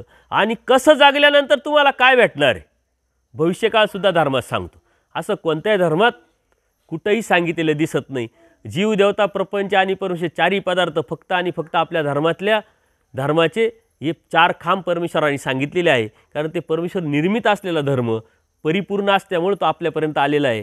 सर्व दुसऱ्या धर्मांचा जर अभ्यास केला, दुसऱ्या संप्रदायाचा जर अभ्यास केला, तर एक एक तत्त्व यातलंच घेऊन त्यांनी एक मॉडिफाय करून समाजापर्यंत नेण्याचा प्रयत्न केला. आज तर अनेक संस्था आहे की ज्या संस्था भगवद्गीतेतला एखादा श्लोक, संत ज्ञानेश्वरामधले ज्ञानेश्वरांनी लिहिले एखादा, दासबोधातलं एखादा तत्त्व घेऊन त्यांनी तत्त्वज्ञान मिळवलं, एक संस्था निर्माण केली आणि धर्माचा प्रचार प्रसाराच्या नावाखाली दुकानदारी थाटलेली. तसे तर आपण धर्मात आहोत आणि ते एखाद्या संस्थेत आहे. धर्मात असणं संस्थेत असणं खूप मोठा फरक आहे. म्हणून आपला धर्म काय आहे नेमका हे समजून घेतल्यानंतर तुम्हाला धर्माचा अभिमान निर्माण होईल. धर्माचा अभिमान निर्माण झाला तर तुम्ही तुमच्या पुढच्या पिढीला देता येईल. धर्माचा अभिमान नसल्यामुळं, अज्ञान असल्यामुळं समाजामध्ये जाताना तुम्ही स्वतःची ओळखसुद्धा देत नाही, आम्ही मानभाव आहोत. कारण चेष्टेचा विषय होईल. भावबंधांमध्ये गेल्याने आम्हाला चालत नाही, अरे मानभाव यांचं असं यांचं तसं, आपल्याला सांगता येत नाही, आपल्यामध्ये न्यूनगंड झाला आहे, त्याच्यामुळे आपण बोलत नाही, आपण ओळखच देत. पण जेव्हा धर्म तुम्हाला कळेल तेव्हा तुम्ही स्वतःहून ओळख द्यायला सुरुवात कराल, धर्माचा अभिमान घ्याल, धर्म काय हे सांगायला सुरुवात कराल. आपण प्रत्येक गोष्टीवरती चर्चा करतो, राजकारण, समाजकारण, भाऊबंद, नातेवाईक सर्वांवरती बोलतो. धर्मावरती कधी तुम्ही गप्पा मारल्या आहे का? धर्मावरती कधी चर्चा केल्या आहे का? धर्मावरती कधी संवाद केला आहे का? याचं सहज अवलोकन करा. पाठीमागचं कधीही असा विषय झालेला नाही. का तर धर्म हा चर्चेचा विषय नाही. घरात फक्त देवपूजापुरता मर्यादित आपण ठेवला आहे. धर्म म्हटलं का आपल्याला काय वाटतं, मंदिर, पूजापाती, कर्मकांड, विधी. पण धर्म जीवन जगण्याची एक कला आहे, जीवन जगण्याची एक रीत आहे. आपल्या जीवनाला करिअर, शुद्धता किंवा परमेश्वराच्या प्राप्तीचं, आत्मकल्याणाचं एक साधन आपल्याला परमेश्वराने दिलेलं आहे. आजची नवीन जी पिढी आहे सुशिक्षित आहे. आपण आपल्या मुलांना इंजिनियर बनवतो, डॉक्टर बनवतो, कितीतरी सुशिक्षित बनवतो. तर या मुलांना तत्त्वज्ञान सायंटिफिकली तुम्हाला सांगावं लागणार. धर्मामध्ये सायन्स आहे, जिथं सायन्स आहे तिथं धर्म आहे. तेव्हा समजून सांगाल तेव्हा ते उपदेश घेते. नाही तुम्ही म्हटले नाही उपदेश घ्या, अशाने मुलं उपदेश घेत नाही. काल आता चिंचखेडला कार्यक्रम झाला सत्संगाचा. तिथं एक डॉक्टर होता, एक मुलगी होती इंजिनियर, परत अजून एक व्यावसायिक होते, 3 यंग मुलं होते आणि अजून एक दादा होते. तर 4 जणांना जेव्हा मी धर्म समजून सांगितला त्यांच्या लक्षात आलं ते परंपरेचे आईवडील उपदेशी, घरात देवपूजा, पण उपदेश का घेतला नाही. तर त्यांना उपदेश म्हणजे काय हेच माहीत नाही. घेतील तरी का आणि त्यांनी का घ्यावं, कळाल्याशिवाय त्यांनी का घ्यावं. त्यांना समजून सांगितलं, ते लगेच तयार झाले. आज सकाळी बी त्या ताई आल्या वाटतं, सकाळी बी थोडंसं निरूपण केलं. त्या तिघांनी परमेश्वराचं होईल, मी त्याग करेल, अनुसरेल, कारण परमेश्वराने अनुसरल्याचा देव सांगितला आहे. संसार प्रपंच संपल्यानंतर परमेश्वर प्राप्तीच्या अनुषंगाने तरी विचार केला पाहिजे, पण हा विचारच आपल्या मनामध्ये येत नाही का? तर आपल्याला धर्म माहीतच नाही, तत्त्वज्ञान माहीतच नाही आहे. प्रपंच किती दिवस करतो आपण? आपले मुलं, त्या मुलांचं शिक्षण आणि त्यांचे लग्न, एवढाच आपला प्रपंच असतो. आता ज्या मुलांचे लग्न करून दिल्यानंतर त्यांच्या प्रपंचात आपण लुडबुड करायला लागलो का ते म्हणतात दादा तुमचं संपलं हो, तुम्ही गप्प बसा, आता आम्ही आमचं पाहू. तिथून आपली धर्माची वाटचाल चालू झाली पाहिजे, परंतु आपण बळच लुडबुड करतो विनाकारण आणि जीव स्वार्थी आहे. त्याच्यामुळे मुलांना वाटतं हाय ठीक आहे, चांगलं आहे, काम करताय, परंतु एक अशी वेळ येते का त्यांच्या मुलांची जबाबदारी त्यांनी घेतलेली असते आणि ते पुढं नेत असतात आणि त्यांना ती स्वतंत्रता आपणही दिली पाहिजे. जेव्हा त्यांच्या जबाबदारी पडेल तेव्हा त्यांना प्रपंच कळेल. प्रपंच कळाला तर त्यांचे खाचखळगे, चढ उतार, तुमची किंमत, तुम्ही केलेल्या कष्टाची किंमत कळेल. सारी प्रत्येक गोष्ट जर तुम्हीच करत राहिले तर त्यांना कधी कळणार? म्हणजे एक अशी वेळ येते का त्या वेळेला फक्त देव माझा मी देवाचा, मला आता काही नको अशी धारणा निर्माण झाली पाहिजे. ही धारणा कशाने निर्माण होईल? समाधान निर्माण झालं तर, तुमच्या ज्या अभिलाषा आहेत त्या निवर्तल्या तर, जे बी पाहिजे ते भेटलं, देवाने दिलंय, आता मला फक्त देव पाहिजे, याच्या व्यतिरिक्त मला काही नको. आणि याच्यासाठी परमेश्वरांनी अनुसरल्याचं देव सांगितलं. आणि अनुसरण म्हणजे काय? त्याग. त्याग म्हणजे काय? तूची हवा तूची भेटावा. आणि हे काय खूप मोठं अवघड नाही आहे. त्या तिघांनी सुद्धा संकल्प सोडला की आमची जबाबदारी जी बी कौटुंबिक आहे ती सुटल्यानंतर आम्ही अनुसरू. तर हे समजून सांगितल्यानंतर जीवाला समजतं. ज्यावेळेस पूजनीय माईम भट्टाची देवाची भेट झाली, देवाची त्यांची चर्चा सुरू झाली, देव स्वतः एक सिद्धांत सांगतात, तर जीवाला स्वतःहून ज्ञान कधी संभवत नाही. आपल्याला जीवाला समजावं. आपल्या मुलांना बघा आपोआप काही येतं का? त्यांना शिकवावं लागतं कसं जेवण करावं, कसं बसावं, कसं राहावं, अभ्यास कसा करावा, कपडे कसे घालावे, सारं करावं लागतं, सारं शिकवावं लागतं. आपोआप कधीच काही होत नाही. तसं ज्ञानसुद्धा आपोआप येत नाही. जीवाला स्वतःहून ज्ञान संभवत नाही. पण आपली तळमळ, आपला प्रयत्न, आपली इच्छा असली पाहिजे आणि त्यातून आपण आपला धर्म समजून घेऊन पुढच्या पिढीला नेऊन आपल्या आत्मकल्याणाचा, आपल्या आत्महिताचा पण विचार केला पाहिजे. नुसतेच कधीतरी स्थानावर जाणे, कधीतरी सकाळची संध्याकाळची देवपूजा करणे, कधीतरी जमेल तेव्हा स्मरण करणे म्हणजे धर्म नाही. तुम्हाला आउटपुट काढायचं, रिझल्ट मिळवायचा. आता शेतीतून तुम्हाला मका करायचा आहे तर त्याची पहिल्यांदा तुम्हाला मशागत करावं लागते, त्या वावराची त्याची साफसफाई करावं लागते. निंदणी, खुरपणी, नांगरणी, वखरणी काय करायचं ते करून साफ करावं लागेल. त्याच्यात खतं टाकावं लागतील, ती जमीन सुपीक बनावं लागेल आणि त्या सुपीक जमिनीमध्ये जर पेरलं तर त्याला फळं येतील. तसं आपल्या जीवनाची जी कर्माची जी सुपीकता आहे आपल्याला ती निर्माण करावं लागेल. आणि ऊर्ध्वगतीचं आहे आणि हे ज्ञानाशी निगडीत आहे. ती आपल्या जीवनातली सुपीकता निर्माण जर केली तर धर्माचं जे फळ आहे ते 100% आपल्याला भेटेल आणि म्हणून आपण जन्ममृत्यूच्या फेऱ्यातून निघेल. अन्यथा हे तर चालूच आहे, सिद्धांतच आहे. जन्माला आलो, कर्म जोडले, कर्म जोडून भोगायला गेलो, 84 लाख येऊन ये. ही झाडंसुद्धा नरक आहे. त्याच्यामध्ये सायन्सनी सुद्धा प्रूव्ह केलेलं की झाडामध्ये सुद्धा जीव असतो. शास्त्रांनी तर अगोदरच सांगितलं, पण सायन्स काय म्हणतं? बाप दाखवण्याचं श्राद्ध कर. खरंच आहे का? प्रयोगांती सिद्ध कर. सायन्सनी सुद्धा मान्य केलं. कितीतरी प्रयोग होतात. हे झाडाचे जर तुम्ही फांद्या तोडल्या तर त्याच्यासुद्धा आवाज येतो. पाणी कमी पडलं तर आवाज येतो. अत्यंत कमी डेसिबलचं त्यांनी एक असं यंत्र शोधलं आहे का त्या झाडाच्या जवळ जर तुम्ही ठेवलं ते त्यातला निर्माण होणारा आवाजसुद्धा खेचतं. हे संशोधन कंटिन्यू सायन्समध्ये होत राहतं आणि या सायन्सला शास्त्राचीच प्रेरणा आहे. शास्त्रात आहे, मग हे खरंच आहे का याची प्रेरणा भेटून, प्रेरणा घेऊन ते प्रयोग करत राहतात आणि त्यांना ते प्रूव्ह होत राहतं.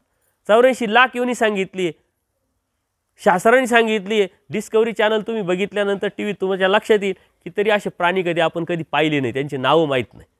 आपल्याला प्राणी कोणते जे दररोजचे नेहमीचे समोर 200-400 प्राण्यांचीच संख्या आपल्याला माहीत असेल. 84 लाख येऊन आणि त्या जन्मवृत्तीच्या फेऱ्यात जन्माला आला मेलो, जन्माला आला मेलो हे करत करत मानव जन्म आपल्याला कधीतरी आपण ऐकलेला असतो, मानव जन्म एकदाच भेटतो. आता याचा पॉझिटिव्ह विचार केला तो धर्म करील, निगेटिव्ह विचार केला तो म्हणतो एकदाच भेटतो, खा प्या मस्त जंगलवात, काय कशाला काय उद्याचं काय घेऊन बसले. आणि पॉझिटिव्ह विचार केला तो म्हणतो अरे एकदाच भेटतोय, काहीतरी चांगलं करू, परमेश्वर प्राप्तीला जाऊ नये तर परत जन्मवृत्ती आहेच, परत दुःख आहेच, परत भोग आहेच, ते नको. तर तुम्ही कसा विचार करता, कसा हेतूने विचार करता यावरती धर्म अवलंबून आहे. एक बिल्डिंग बांधायचं काम चालू असतं आणि त्या बिल्डिंगवरती 3 मजूर काम करत असतात. आता त्यांना त्यांच्या मालकाने काय विटा व्हायचं काम दिलेलं असतं. एक तुमच्यासारखा बुद्धिवादी माणूस जात असतो, तो म्हणतो याला यांना विचारू हे काय करताय. एका मजुराला विचारलं तू काय करतोय म्हणे काही नाही ह्या विटा इकडच्या उचलतो आणि तिकडे ठेवतोय म्हणे. दुसऱ्याला विचारलं तू काय करतोय म्हणे मी 500 रुपये रोज कमवतोय. काम एकच आहे पण उत्तर वेगवेगळे. तिसऱ्याला विचारलं ही बिल्डिंगच मी बांधतोय. तुमचा विचार कसा आहे त्याच्यावरती तुमची प्रगती ठरलेली. जो म्हणत होता ना मी विटा इकडून उचलून तिकडे ठेवतो त्याने आयुष्यभर बिगारीच केली. कारण त्याला फक्त पाट्या टाकायची सवय पडली. तुझं काम करायचं आणि पैसे मिळत चाल. दुसरा तो काय इथं 500 मिळतोय दुसऱ्याने सांगितलं तुला 600 देतो निघाला त्याच्याकडे. आता तुम्हाला या मजुरायचा दररोजचा अनुभव असतो. मजूर तुमच्याकडे येतो पण त्याला 50 रुपयांनी की जास्त दुसऱ्याने दिले तर लगेच तिकडे आमच्या इकडे लय पळापळी राहते. शेतकरी गरजू राहतात, बागायतदार राहतात, एक्सपोर्ट शेतकरी राहतात. हे आमच्याबरोबर सारी एक्सपोर्ट शेतकरी आहे. ते वेळेला 700 काय 800 काय 1000 रुपये कारण वेळेला काम व्हायला पाहिजे. त्या शेतकऱ्यामध्ये शेतकऱ्याची स्पर्धा चालू राहते. मजूर राहते 100 आणि शेतकरी आणायला राहते आणायला न्यायला येणारा राहते 50. तो म्हणतो मी 600 देतो, हा म्हणतो 700 देतो, दुसरा म्हणतो गुपचूप मी तुला 1000 देतो चाल माझ्याबरोबर. या चढाओढीतून शेतकऱ्याचं नुकसान होते लक्षात येत नाही. तर त्यांनी काय विचार केला इथं 500 भेटत तिथे 600 भेटल. तो पॅकेज जिथं जिथं वाढत राहील तिथं तिथं नोकऱ्या बदलीत राहतो जीवन जगत राहतो. तिसरा जो होता ना बिल्डिंग तो मोठा बिल्डर होतो. का ते त्याची दृष्टी तशी त्याची नजर तशी होती. तसं तुम्ही धार्मिकता करताय अन्य लोकही धार्मिकता करताय. या मानव संप्रदायामध्ये अनेक लोक धार्मिक आम्ही पण धार्मिकता करतो तुम्ही पण धार्मिकता करता. आता तुम्ही कोणत्या हेतूने करताय कोणत्या उद्देशाने करताय कोणत्या ज्ञानाने करताय काय प्राप्ती करण्यासाठी करताय त्यावरती तुमची प्रगती ठरलेली. कशी करताय याच्यासाठी ज्ञान आवश्यक आहे. अभ्यासक्रम काय आहे सिलेबस काय आहे धर्म काय आहे तत्त्व काय आहे आचार विचार प्रणाली काय आहे परमेश्वर कोण आहे त्या परमेश्वरांनी काय सांगितलेलं आहे हे समजून उमजून घेऊन जेव्हा आपण ती धार्मिकता करतो त्यावेळेस तो धर्म आपल्यापर्यंत पोचेल. धर्म आपल्यापर्यंत पोचवण्यासाठी परमेश्वरांनी सारा उपदेश केलेला आहे परंतु आपल्या बुद्धीच्या ज्ञानाच्या माध्यमातून त्याला आपल्याला जवळ करावं लागेल. तेव्हा समजेल. तुम्हाला समजलं तुम्ही योग्य कराल तुम्ही योग्य केलं तर तुमची पुढची पिढी योग्य करते. तुम्ही योग्य कराल तर समाजामध्ये सुद्धा तुमचा प्रभाव पडेल आणि त्यावरती धर्माचा प्रचार प्रसार होईल. अन्यथा आज सर्वात मोठं चॅलेंज झालेलं आहे. मानव संप्रदाय इतकं मोठं तत्त्वज्ञान आहे. आम्ही समाजात फिरत असताना अनेक संस्थेच्या लोकांचे माझे यूट्यूबवरती सत्संग चालू असतात. त्या यूट्यूबच्या माध्यमातून आता यूट्यूब म्हणजे सर्व जगात चालणारा प्रकार आहे. फेसबुक लाईव्ह चालू आहे आत्ता कोणी बघतंय कितीतरी लोक बाहेरचे कॉन्टॅक्ट करताय आणि हे तत्त्वज्ञान सांगत असताना अभ्यासक्रमाच्या माध्यमातून जेव्हा आम्ही सांगतो तेव्हा अनेक अन्य संन्यासीसुद्धा ऐकतात जे बुद्धिवादी ते सुद्धा कॉन्टॅक्ट करतात आणि जेव्हा चर्चा होते तेव्हा तेव्हा तत्त्वज्ञानाच्या बाबतीत तुमचा हात कोणीच धरणार नाही. का तर प्रत्येक प्रश्नाचं उत्तर तुमच्याकडे आहे. म्हणून स्वामी श्रीचक्र म्हणताय सकळी शास्त्र या शास्त्रात आहे पण हे शास्त्र कुठंच नाही. आता तुमच्याजवळ सारं आहे आणि तुम्ही इकडं तिकडं जर कर्मकांड निविधी अंधश्रद्धा जोपासत असेल आणि कुळदैवतीची भक्ती करत असेल तर तुमच्याजवळ असून उपयोग काय. तुमच्याजवळ सर्व आहे पण त्याची जाणीव त्याची किंमत तुम्हाला समजून घ्यावं लागेल आणि ती समजून घेऊन मग तुम्हाला ॲक्सेप्ट करून त्यावरती चालावं लागेल. तत्त्वज्ञान खूप मोठं आहे. तुमच्या ऐकण्याची कॅपॅसिटी अत्यंत महत्त्वाची आहे. तुमच्या मनातले काही प्रश्न असेल तर विचारा. इथं आता आलेले बिगर उपदेशी कोण कोण आहे हात वर करा बरं. का ज्यांच्या घरामध्ये धर्म आहे देवपूजा आहे आईवडील उपदेशी आहे परंतु मुलगा उपदेशी नाही सून उपदेशी नाही असे कोणी आहे का हात वर करा. याच्यात लाजायचं काहीच नाही बरं का. याच्यात लाजायचं काय हा सत्संग आहे ही चर्चा आहे. तुम्ही दोघं इकडे या ना पुढे या इथं या घाबरू नका तुम्ही इकडे या इकडे या इकडे या. अजून कोण आहे इथं पुढं बसा माझ्यासमोर बसा इथं इथं बसा.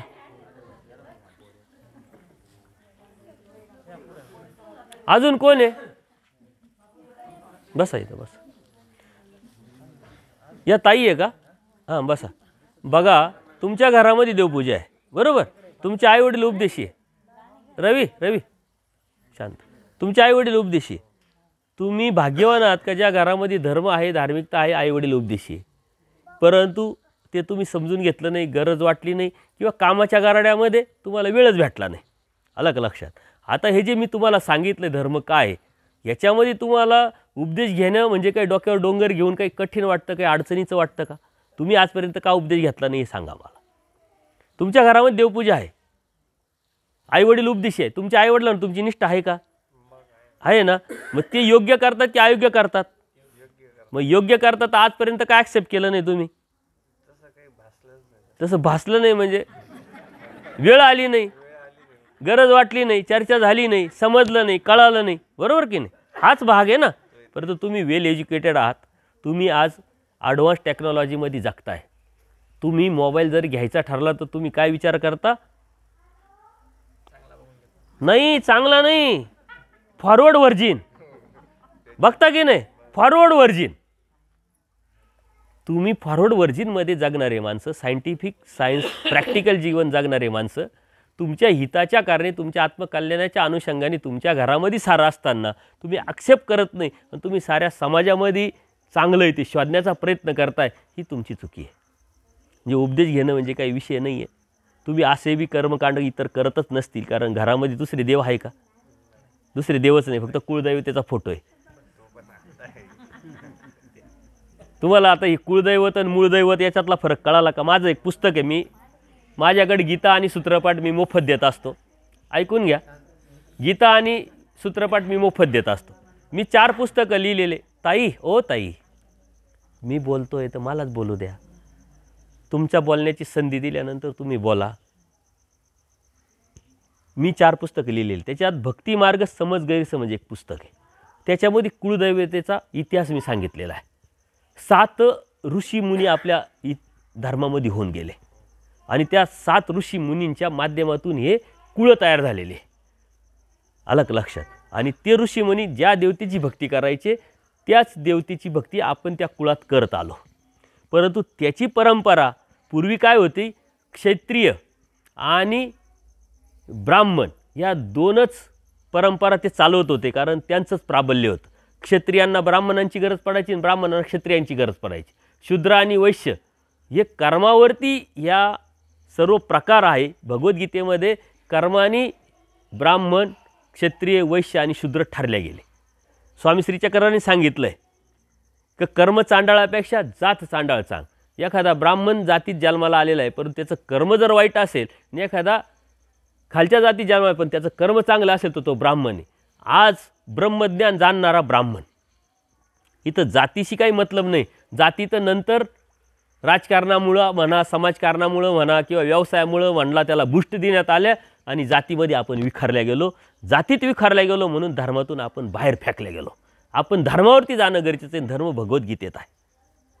त्याच्यामुळं पूर्वी ह्या 2च समाज होते, पण भविष्य काळामध्ये शूद्र आणि वैश्य यांची संख्या वाढली, त्यांना गरज पडली आणि मग ह्या दोन्ही क्षत्रिय आणि ब्राह्मणांनी काय केलं का या कुळदैवतेच्या माध्यमातून जे ऋषीमुनी होऊन गेले त्या परंपरा पुढे चालत आल्या आणि साऱ्या समाजाला एक न्याय देण्याच्या उद्देशाने किंवा समाजाला समावेश करून घेण्याच्या उद्देशाने हे सारी एक सिस्टम राबवली गेली. ह्या इतिहासाचा भाग आहे. इतिहासात जावं लागेल. जेव्हा तुम्ही अभ्यास करायला, एवढा अभ्यासाला कुठं वेळ आहे तुम्हाला? आणि हे समजणे, मी जे 1 तासात तुम्हाला सांगितलं हे समजायला तुम्हाला 18 पुराण, वेद, भास्करशास्त्र, ज्योतिषशास्त्र, वास्तुशास्त्र, कुराण, बायबल, जैनांत साहित्य, बौद्ध साहित्य, सारं उपनिषद, ज्ञानेश्वरी वाचल्यानंतरही ही व्हेरी MP तुम्हाला कळणार नाही, समजणार नाही. आता तुमचं एकच आहे, खूप मोठं डोक्याला ताण नाही द्यायचा. आईवडील उपदेशी आहे, त्यांच्यावर आपला विश्वास आहे, ते आपलं काही चुकीचं सांगणार नाही आणि चुकीच्या मार्गाला नेणार नाही. आपण उपदेश घ्यायचा बात खतम करायची. हा पहिला मुद्दा. दुसरा मुद्दा, उपदेश घेणं म्हणजे प्रवेश करणे. तुम्हाला उपदेश घेतला म्हणजे लगेच मला काही चेक आला किंवा तुम्हाला देव भेटला अशातला काही भाग नाही. हा काय बिझनेस नाही आहे. आलं का लक्षात? हा तुमच्या आत्मकल्याणाचा विषय, तुमच्या आत्महिताचा विषय. ज्या वेळेस तुम्ही उपदेश घेतात त्याच्यानंतर तुमची जबाबदारी वाढते अभ्यासाची. आणि आजकाल इतकं सोपं झालेलं आहे की हे सारे मला जे जोडले गेलेले लोक आहे ना, आता हे दिलीप दादा काळे हे पुण्याचे, पुन्हा कुठं, नाशिक कुठं, अर्थार्थी संबंध नाही. यूट्यूबवरती सत्संग ऐकले, मग माझ्या आश्रमात आले, 2-4 दिवस राहिले, मग कंटिन्यू माझ्याबरोबर मी जिथं बी जाईल तिथं ते येतात, अभ्यास करतात.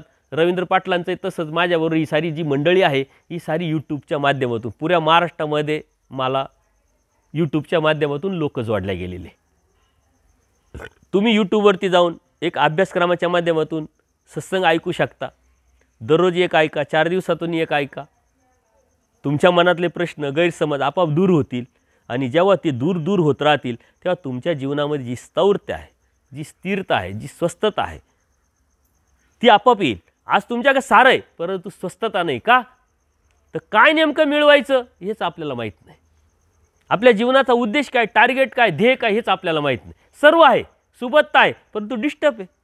कारण का, तर नेमकं आपल्याला काय पाहिजे हेच आपल्याला लक्षात येते. धर्म आपल्याला नेमकं काय पाहिजे ते आपल्याला देतो, आपल्या बुद्धीला चालना देतो, आपल्या जीवनाला चालना देतो, आपल्या संस्कार संस्कृतीला चालना देतो आणि आपल्या पुढच्या पिढीची जे जीवन आहे ती सिक्युअर करतो. हे लक्षात घ्या. तुम्ही इस्टेट खूप कमवली, परंतु आजकाल आता मी ज्या गावात होतो देवळी गावामध्ये, तर दररोज संध्याकाळी 3 ते 4 मी तिथं सत्र घेतो. आपले सारे अभ्यास चालू असते, माझ्याबरोबर असले अभ्यास कंटिन्यू चालू असतो. आता एकच सगळे संध्याकाळी दिवसभर काय करतो, यांना मी माझ्याबरोबर 3ला उठवलेलं राहतं. 3 ते 6 यांना स्मरण करायला लावतो. 6च्या नंतर आम्ही आरती करतो, पूजा अवसर करतो आणि एक सत्र मी संध्याकाळी 7 वाजेपर्यंत घेतो. हे सकाळी 7 ते 8 परत मी त्यांच्याकडून व्यायाम करून घेतो. परत फ्रेश झाल्यानंतर परत 10 ते 11 सत्र घेतो. परत आराम केल्यानंतर 3 ते 4 सत्र घेतो आणि 4च्या नंतर परत वॉकिंग करायला जातो. वॉकिंग करायला गेलो, देवळी गावाच्या जवळच अगदी लगेच बिअर बार गावाला लागून. जे आज तुमच्या इकडं आजूबाजूला असं तुमचा तर हायवे, त्याच्यामुळे हॉटेलची काही कमतरता नाही आहे. तुमच्या पिढीतला सिक्युअर करायचा असेल तर धर्म संस्कृती संस्काराव्यतिरिक्त तुम्हाला दुसरा उपायच नाही आहे. तुमचे मुलं पुढं अभ्यासाच्या मध्ये, आता तुम्हीच म्हणले ना मुलं नाशिक रोडला आहे कुठं शिकायला, कॉलेजला आता कुठंतरी जाणार, म्हणजे शिकायला बाहेर जाणार आहे, नोकरीला बाहेर जाणार आहे. तुम्ही धर्म संस्कार संस्कृती त्यांना दिली तर तुम्हाला भीती वाटणार नाही ते कुठे जाऊ, का तर ते सिक्युअर केलेले तुम्ही. सर्वात मोठी जीवनाची इस्टेट काय आहे, धर्म आहे. आणि ती पहिले आपण घ्यायची राहते आणि आपण घेतली तर आपल्याला पुढच्या पिढीला देता येईल. तुमच्या मनात काही प्रश्न आहे का? उपदेश घ्यायचा मग आता लगेच घेऊन टाकायचा. काही शंका असेल तर विचारा, काही प्रॉब्लेम नाही. कोणते कर्मकांड करायचे नाही, विधी करायचे नाही. उपदेश देईल, परंतु अभ्यास करायची तयारी असेल तर. अभ्यास खूप काही मोठा नसतो. तुम्ही शेतीत काम करता असतानाही सत्संग ऐकू शकता. आमच्या या भगिनी आहे बऱ्याचशा आता ज्या आहे या स्वयंपाक करताना सत्संग ऐकतात. तुम्ही दूध पाडताना सुद्धा सत्संग ऐकू शकता. शेतीत काम करता सत्संग ऐकू शकता. अवघड काहीच नसतं. उलट तुम्ही तर समाजामध्ये फिरत असताना अन्य लोकांमध्ये जास्त, कारण संपर्क आपला तिथंच जास्त असतो. आणि त्यांना कळत का काही, कळो का न कळो, पण कट्टर किती असतात बघा. तुम्हाला सारं कळून सुद्धा ते तुम्हाला बोलू देत नाही. परमेश्वराने सांगितलं एक जाणून बोले, एक नेणून बोले. म्हणजे जो जाणून बोलतो आणि एक न जाणताय बोलतो. न जाणता कधी आवाज मोठा असतो तो तुम्हाला गप्प करीत राहतो, तर कुठे डोक्याला ताण करून घ्यायचा, गप्प बसा म्हणून. त्याच्यामुळे समाजात राहत असताना धर्माला बरोबर घेऊन जगायचं. जेव्हा धर्माला बरोबर घेऊन तुम्ही जगाल तेव्हा तुमचं जीवन सुंदर होईल. धर्म तुमचं जीवन सुंदर करण्याचं एक साधन आहे. तुमची लाईफस्टाईल आहे. कधी उठावं, काय खावं, कोणाबरोबर जावं, कोणाबरोबर प्रवास करावा, हे धर्म शिकवतो. धर्म म्हणजे काय नुसते कर्मकांड विधी नाही आहे. तुमची दृष्टी बदलण्याचं एक साधन आहे. तुमचं आत्मशुद्धीचं एक साधन आहे. तुमच्या विचाराला प्रगल्भता निर्माण करण्याचं एक साधन आहे धर्म म्हणजे. मग तुम्ही व्यवसाय करताय, शेती करताय, त्यात प्रोग्रेस विचारांनी होत असतं. पण तो विचार देण्याचं काम धर्म देत असतं. म्हणजे भौतिक जगाला फायदा तर देणारा आहेच धर्म, परंतु तुमच्या आध्यात्मिक जीवनाला फायदा देणारा सुद्धा धर्म आहे. तुमच्या मिसेस आहे का उपदेशी? तुम्हीच नाही तर त्या कशा घेतील? त्या कुठे ताई आहे का? तुम्हाला उपदेश घ्यायचा, आता हे घेताय म्हटल्यानंतर व्यस्त येत नाही. माझ्या बहिणीने विचारत नाही करायचा. लग्न करताना फेऱ्या मारताना काय म्हटलेलं आहे का, तुम्ही पुढं ना आम्ही मागं. ती नंतर गोष्ट होती का, ते पुढं जाते ना आपण मागं राहतो. परंतु तिथं काय का तुमच्या निर्णयात आम्ही निर्णय. जसं यांनी आईवडील उपदेशी, मी उपदेशी, तसं आपण काय विचार करायचं ताई का आमचे मिस्टर उपदेशी, आम्ही उपदेशी. बरं, आयुष्य पडलं अभ्यास करण्यासाठी. तुम्ही आज उपदेश घेतला, अभ्यास करता करता 5 वर्षानंतर कळालं की आपण निर्णय चुकीचा घेतला होता. सोडा, तुम्हाला कोणी धरलंय, बांधून ठेवलंय का, कडी कुलूप आहे? धर्म म्हणजे समुद्र आहे. जितकं खोल जाल तितकं तुम्हाला त्यात 100 बडकर 1 रत्न हिरे माणिक मोती मिळतील. त्याच्यामुळे इथं बंधन काहीच नाही, इथं स्वतंत्रता आहे. अजून कोण आहे बिगर उपदेशी? म्हणजे तिघं तर झाले, अजून कोण आहे? लाजू नका. नाही नाही नाही नाही, उपदेशी दादा, तू आईवडील उपदेशी आहे का? आहे ना. मग आता यांना मी जे सांगितलं ते तुला परत डबल सांगायचं का? का हो दादा, यांना मी जे सांगितलं ते डबल सांगायचं का तुम्हाला? एकाच घरातले भाऊ बंदच आहे. तुम्ही एकामेकात चुलत भाऊ आहे. मग तुम्ही का थांबले उपदेश घेण्यापासून? तुमचं तर वय, सुशिक्षित आहात तुम्ही, व्यवसाय करता, बिझनेस, तुमचा नेमका गैरसमज काय, अज्ञान काय? हां, मग कारण काय? काहीतरी कारण असेल ना, थांबण्याचं कारण असतं. एक मिनिट बोलू नका तुम्ही. माझ्या भगिनींना पाया पडून विनंती आहे, हात जोडून विनंती. तुम्ही बोलायला लागले की एक बाई बोलली तरी 100 माणसं बोलल्यासारखे वाटत आहे आम्हाला. तुम्ही गप्प बसा. हां, काय बाहेर जावं लागतं? कुठं बाहेर जाता तुम्ही? जा मग. आम्ही 25 वर्षे मी इंटरनॅशनल कंपनीबरोबर संलग्न असताना बिझनेस केलेला आहे. धर्म जर तुमच्याबरोबर आहे, तुम्ही कुठेही फिरा, काही फिरा, तुम्हाला जावं लागतं. कुठं जावं? तर दहाव्याला जावं लागतं, दशक्रियेला जावं लागतं. मला कुठं जावं लागतं तुम्हाला माहिती आहे ना. भाऊबंदाच्या लग्नाला जावं लागतं, कारणाला जावं लागतं, इकडं तिकडं जावं लागतं. पण जेव्हा तुम्ही म्हणाल का माझा धर्म मला कळाला आहे आणि ते नियम पाळणं माझ्या हिताचे, तर तुम्ही कुठेही जा ना. तुम्ही आता गाड्या चालवतात, ट्रॅफिकचे नियम पाळतात की न पाळताच कशी गाडी चालवतात? तुम्हाला माहिती आहे, नियम पाळलं तर आपण ध्यानावर राहू, नियम नाही पाळलं तर आपला ॲक्सिडेंट होईल, अडचणी येतील. मग नियम तुमच्या हिताचे, फायद्याचे का नुकसानीचे? तसा धर्माचे नियम काय आहे नेमके? इतर देवतेच्या ठिकाणी जाऊन प्रसाद खायचा नाही. का खायचा नाही? त्यांनी काय माणूस लगेच मरणार आहे का? लगेच आजारी पडणार आहे का? नाही. तो विविचार होईल, आपल्यामध्ये मलिनत्व निर्माण होईल. आणि जो धर्म आपल्याला एवढ्या जीवनानंतर, एवढ्या प्रयासानंतर भेटलेला आहे, पूर्वकर्माच्या पेरणीनं, पूर्वकर्माच्या जोडीनं, तो धर्म आपल्या जीवनातून निघून जाण्याची शक्यता आहे. म्हणून तो प्रसाद खाऊ नये. दशक्रियेचं का खायचं नाही? तर ते तामस अन्न असतं, त्या निमित्ताने केलेलं अन्न असतं, त्याचा प्रभाव असतो, म्हणून खाऊ नये. एखाद्या ठिकाणी, देवतेच्या ठिकाणी भंडारे असतात, त्या देवतेच्या निमित्ताने केलेले असतात, मलिनत्व येऊ शकतं, म्हणून खाऊ नये. तुम्हाला सांगू का, आता हा किरण भडांगे आहे ना, माझ्याबरोबर राहतो, आलं का लक्षात? त्याच्या घरी जेव्हा मी सत्संग घेतला तेव्हा नॉनव्हेज शिजत होतं. आणि आजही त्याचे आईवडील, त्याचे दोन्ही भाऊ ते नॉनव्हेज खातात. हा एकत्र कुटुंबात राहणारा मुलगा ज्यावेळेस मी त्याच्या घरी गेलो, सत्संग घेतला, याची मानसिकता तयार झाली, तुम्ही काही करा, मी उपदेश घेतोय. उपदेश घेतला. ह्या उपदेश यांनी घेतल्यानंतर त्याच्या मिसेसनी, म्हणजे ताईला मी समजावलं, तो बी म्हणे उपदेश घेऊन टाक. त्याच्या मिसेसनी उपदेश घेतला. आता याला अडचण नाही आहे, घरच्यांना अडचण झाली, उपदेश घेतला, यांनी देवपूजा आणली, याला आपल्या डोक्याला ताण होईल. फायदा काय झाला? ए बाबा, आम्ही दुसरीकडे जाऊ शकत नाही, तूच आता बिराड उचलन दुसरीकडे जाय. याला जायचं होतं पण म्हणायचं कसं काय? पण हा फायदा झाला. त्याची प्रगती त्याची झाली. आज त्याची मुलगी पोलीस आहे, पोरगा पोलीसची परीक्षा दिलेली, त्याचा रिझल्ट भेटलेला, आज तो स्पोर्ट्स शिक्षक आहे. धर्म तुम्ही ॲक्सेप्ट केला, तुमच्या जीवनाचं हित आहे. तुम्ही जेवण केले, तुमचं पोट भरणार आहे.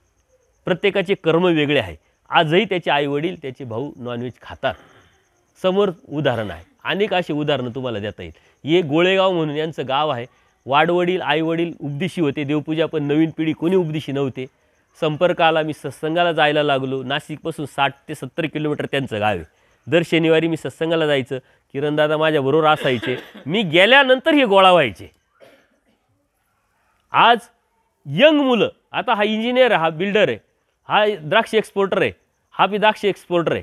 यंग मुलं 40 ते 50 मुलं उपदेशी झाले. त्यांनी एकत्र येऊन गावात मंदिर बांधलं आणि कंटिन्यू कार्यक्रम चालतात. त्यांचे मुलं, त्यांची शिबिरं ते घेतात, मी जात असतो. आज त्यांना धर्माच्या अनुषंगाने जाणीव, नॉलेज झाल्यामुळं मनामध्ये शंका, टेन्शन, अविचार येण्याचं काहीच कारण नाही. ते तुमच्यासारखे शेतकरी आहे, हे समाजात फिरतात. समाजामध्ये राहायचं तर समाजाचे संकेत पाळावं लागतात, संग्रह पाळावा लागतात. देवानी सांगितलं आहे धर्म हा लवचिक आहे. पण तुम्हाला कळालं आहे ना, तुम्ही नॉनव्हेज नाही ना खाती. बरं, तुम्ही कुठे गेले आणि नॉनव्हेजची मित्रमंडळी आहे, पार्टी आहे किंवा कार्यक्रम आहे, तिथं नॉनव्हेज ठेवलेलं आहे, ते काय म्हणतात? हे तुम्हाला नॉनव्हेज चालत नाही, तुमच्यासाठी वेगळं केलं आहे, म्हणतात की नाही? तुम्ही जेव्हा म्हणाल ना की आम्ही उपदेश घेतला, आम्हाला चालत नाही, एकदा सांगावं लागेल. जे दुसऱ्यांदा तेच म्हणते, अरे तुम्हाला चालणार नाही, तुम्हाला चालत नाही, तुम्ही उपदेश घेतलेला आहे. म्हणजे आपला धर्म ते सांभाळता येईल. तुम्ही ठाम पाहिजे. तुमचा जो निर्णय आहे तो निश्चयात्मक असला पाहिजे. धर्म तुमचा आहे, फायद्याचा तुमचा आहे, त्याच्यामुळे बाहेर कुठेही फिरा ना, काय अडचण आहे. त्याच्याही पलीकडे जाऊन सांगतो, तुम्ही आता एखाद्या ठिकाणी प्रवासाला निघाले, आता प्रवास करता करता 8 वाजले, संध्याकाळची भूक लागली आहे. एखाद्याला विचारलं ते म्हणतात आता ही एकच हॉटेल आहे, इथून 100 किलोमीटर पाठीमागं हॉटेल नाही, पुढं हॉटेल नाही आहे, तुम्हाला इथंच जावं लागेल, हॉटेल तर नॉनव्हेजचं आहे. आता नॉनव्हेजच्या हॉटेलमध्ये जरी गेले तर तुम्ही नॉनव्हेज खाणार आहे का प्युअर व्हेज खाणार आहे? विकल्पच आणू नका, प्युअर व्हेज खाऊन टाका आणि बात खतम करून टाका, निघा तिथून. धर्म कसा सांभाळायचा हे तुम्ही कोणतं नॉनव्हेज असतंच तिथं सर्व राहतं तिथं, पण मग तेच भांडे तेच एकत्र आम्ही तसं. दादा मी तुला काय सांगितलं, टेक्निकली अडचणीच्या वेळेस तुला सांगितलं आहे. धर्म जर तुला सांभाळायचा असेल, आता मी मध्ये दुबईला गेलो होतो, तिथं शक्यतो नॉनव्हेजच असतं. आलं का लक्षात? नॉनव्हेजच असतं. मग मी काय नॉनव्हेज खाणार का जगायसाठी? तिथं जेव्हा शोधलं तेव्हा कितीतरी महाराष्ट्रीयन लोकांचे प्युअर व्हेज हॉटेल आहे तिथं. कोकणपट्टीत फिरायला जा तुम्ही, नॉनव्हेजचं इतकं उवापो असतो, परंतु ब्राह्मणांचे घरं आहे तिथं पाट्या लावलेल्या असतात, ऑर्डरप्रमाणे प्युअर व्हेज जेवण करून मिळेल, ते प्युअर व्हेज आहे. तुम्ही शोधा, तुम्हाला सारं सापडेल. टेक्निकली अडचणीच्या वेळेस तुम्हाला एक अडचणच्या काळात तुम्ही असं केलं तरी धर्म काही लगेच नष्ट होत नाही, धर्म काही भ्रष्ट होत नाही, तुम्हाला काही दोष लागत नाही, तुम्हाला लगेच पाप लागून तुम्ही लगेच मारणार नाही आहे, तुम्ही आजारी पडणार नाही, तुम्हाला काहीच होणार नाही. घाबरायचं काहीच कारण. धर्म हा भयाकडून निर्भयतेकडे नेण्याचा प्रकार आहे, हे लक्षात घ्या. धर्म हा भयाकडे नेण्याचा प्रकार नाही आहे, निर्भयतेकडे नेण्याचा प्रकार आहे. त्याच्यामुळे निर्भयता निर्माण करणं हे महत्त्वाचं. कुठेही फिरा, काही करा, व्यवसाय करा, बिझनेस करा, काही प्रॉब्लेम नाही. असं काही नसतं. बाहेर फिरायला, बाहेर फिरून फिरून कुठं फिरता तुम्ही? माझ्यापेक्षा तर कमीच फिरता तुम्ही. आणि फिरलेले हे यांना विचारा, मग ते सांगतील तुम्हाला आम्ही कुठं कुठं फिरलेलो आहे. असं काही नसतं. तुम्हाला धर्म एकदा कळाला, सांभाळायचा कसा हे तुम्ही बरोबर त्या पद्धतीनं चालता. आता गर्दीमध्ये जर गेले तर गाडी कशी चालवायची, आपल्यापासून कोणाला धक्का लागायला नको, लोकांचा आपल्याला धक्का लागायला नको, त्या पद्धतीने तुम्ही गाडी चालवता की नाही? नियम पाळतात, बरोबर सुरक्षितता सांभाळतात. तसंच धर्माचं आहे, खूप अवघड विषय नाही आहे. अजून काय प्रश्न आहे तुमच्या मनात सांगा. एवढंच आहे, फक्त बाहेर फिरावं लागतं. आता कितीतरी ड्रायव्हर आहे की जे ट्रकवर आहे, ते म्हणतात बाबा आम्ही दररोजच बाहेर आहे. अरे दररोज बाहेर फिरणं बाळा, तुला घरात बसून कसं चालेल? ट्रक चालवतोय ना तू, प्युअर व्हेज जेवतोय ना. ट्रक चालवत असताना तू कोणालाही विचारलं प्युअर व्हेज हॉटेल कुठं आहे तर भेटणार आहे तुला. आणि नाहीच भेटलं तर ही टेक्निकली अडचण आली तर तू काय टेन्शन घेऊ नको, मनात विकल्पच आणू नको, विषय बात खतम कर, काहीच मनात आणायचं नाही. मिलिटरीमध्ये आता कितीतरी माझे शिष्य आहे, ते मिलिटरीमध्ये सुद्धा राहताना धर्म सांगतात. मिलिटरीचं जीवन तुम्हाला तर तुम्ही ऐकून तर असाल, तिथं नॉनव्हेज असतं, दारू असते, सर्व असतं, परंतु चांगल्या पद्धतीनं धर्म सांभाळणारे कितीतरी मिलिटरीचे माझे शिष्य आहेत, ते तुम्हाला नंबर देतो, त्यांच्याशी चर्चा करा. त्यांनी कोपर्ड्यामध्ये त्यांनी कार्यक्रमसुद्धा घेतला होता. 15 दिवस सुट्टी टाकून आला आणि त्याच्या गावात कार्यक्रम घेतला. म्हणजे भोकरदन तालुक्यामध्ये कोपर्डा म्हणून गाव आहे, रामदास शहाणे ना, शहाणे म्हणून रवी ओळखता, सर्व ओळखतात. असं काही नाही आहे. तुम्ही ज्या ठिकाणी असाल, जिथं असाल तिथं तुमचा धर्म तुम्हाला सांभाळता येऊ शकतो. हा सारा गैरसमज आहे, अज्ञान आहे की अरे असं काय होईल आणि तसं काय होईल. असं काही नसतं, काही प्रॉब्लेम नाही, काही अडचण नाही. आता काय शंका? काहीच नाही. अजून कोण आहे बिगर उपदेश? दादा तुम्ही उपदेश घेणार? मग घेऊन टाकू लगेच. ताई घेणार. अजून कोण आहे? ती ह्या दादानी घेतलेला आहे का उपदेश? तूच पाठीमाग पाहतो. नाही घेतलेला ना? नाही घेतलेला? घेतलेला आहे का? नाही नाही घेतला.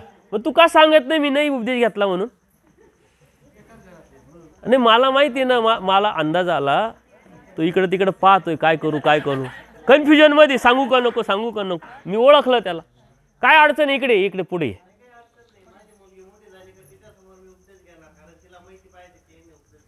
मग तिला माहिती होणार आहे ना, काही कारण सांगते का? याला काय लॉजिक आहे का? मुलगी मोठी झाल्यानंतर मुलगी मोठी होणारच आहे, त्यावेळी तू सांगणारच आहे ना, काही कारण सांगतो. चला, सर्वज्ञ श्री चक्रधर स्वामी की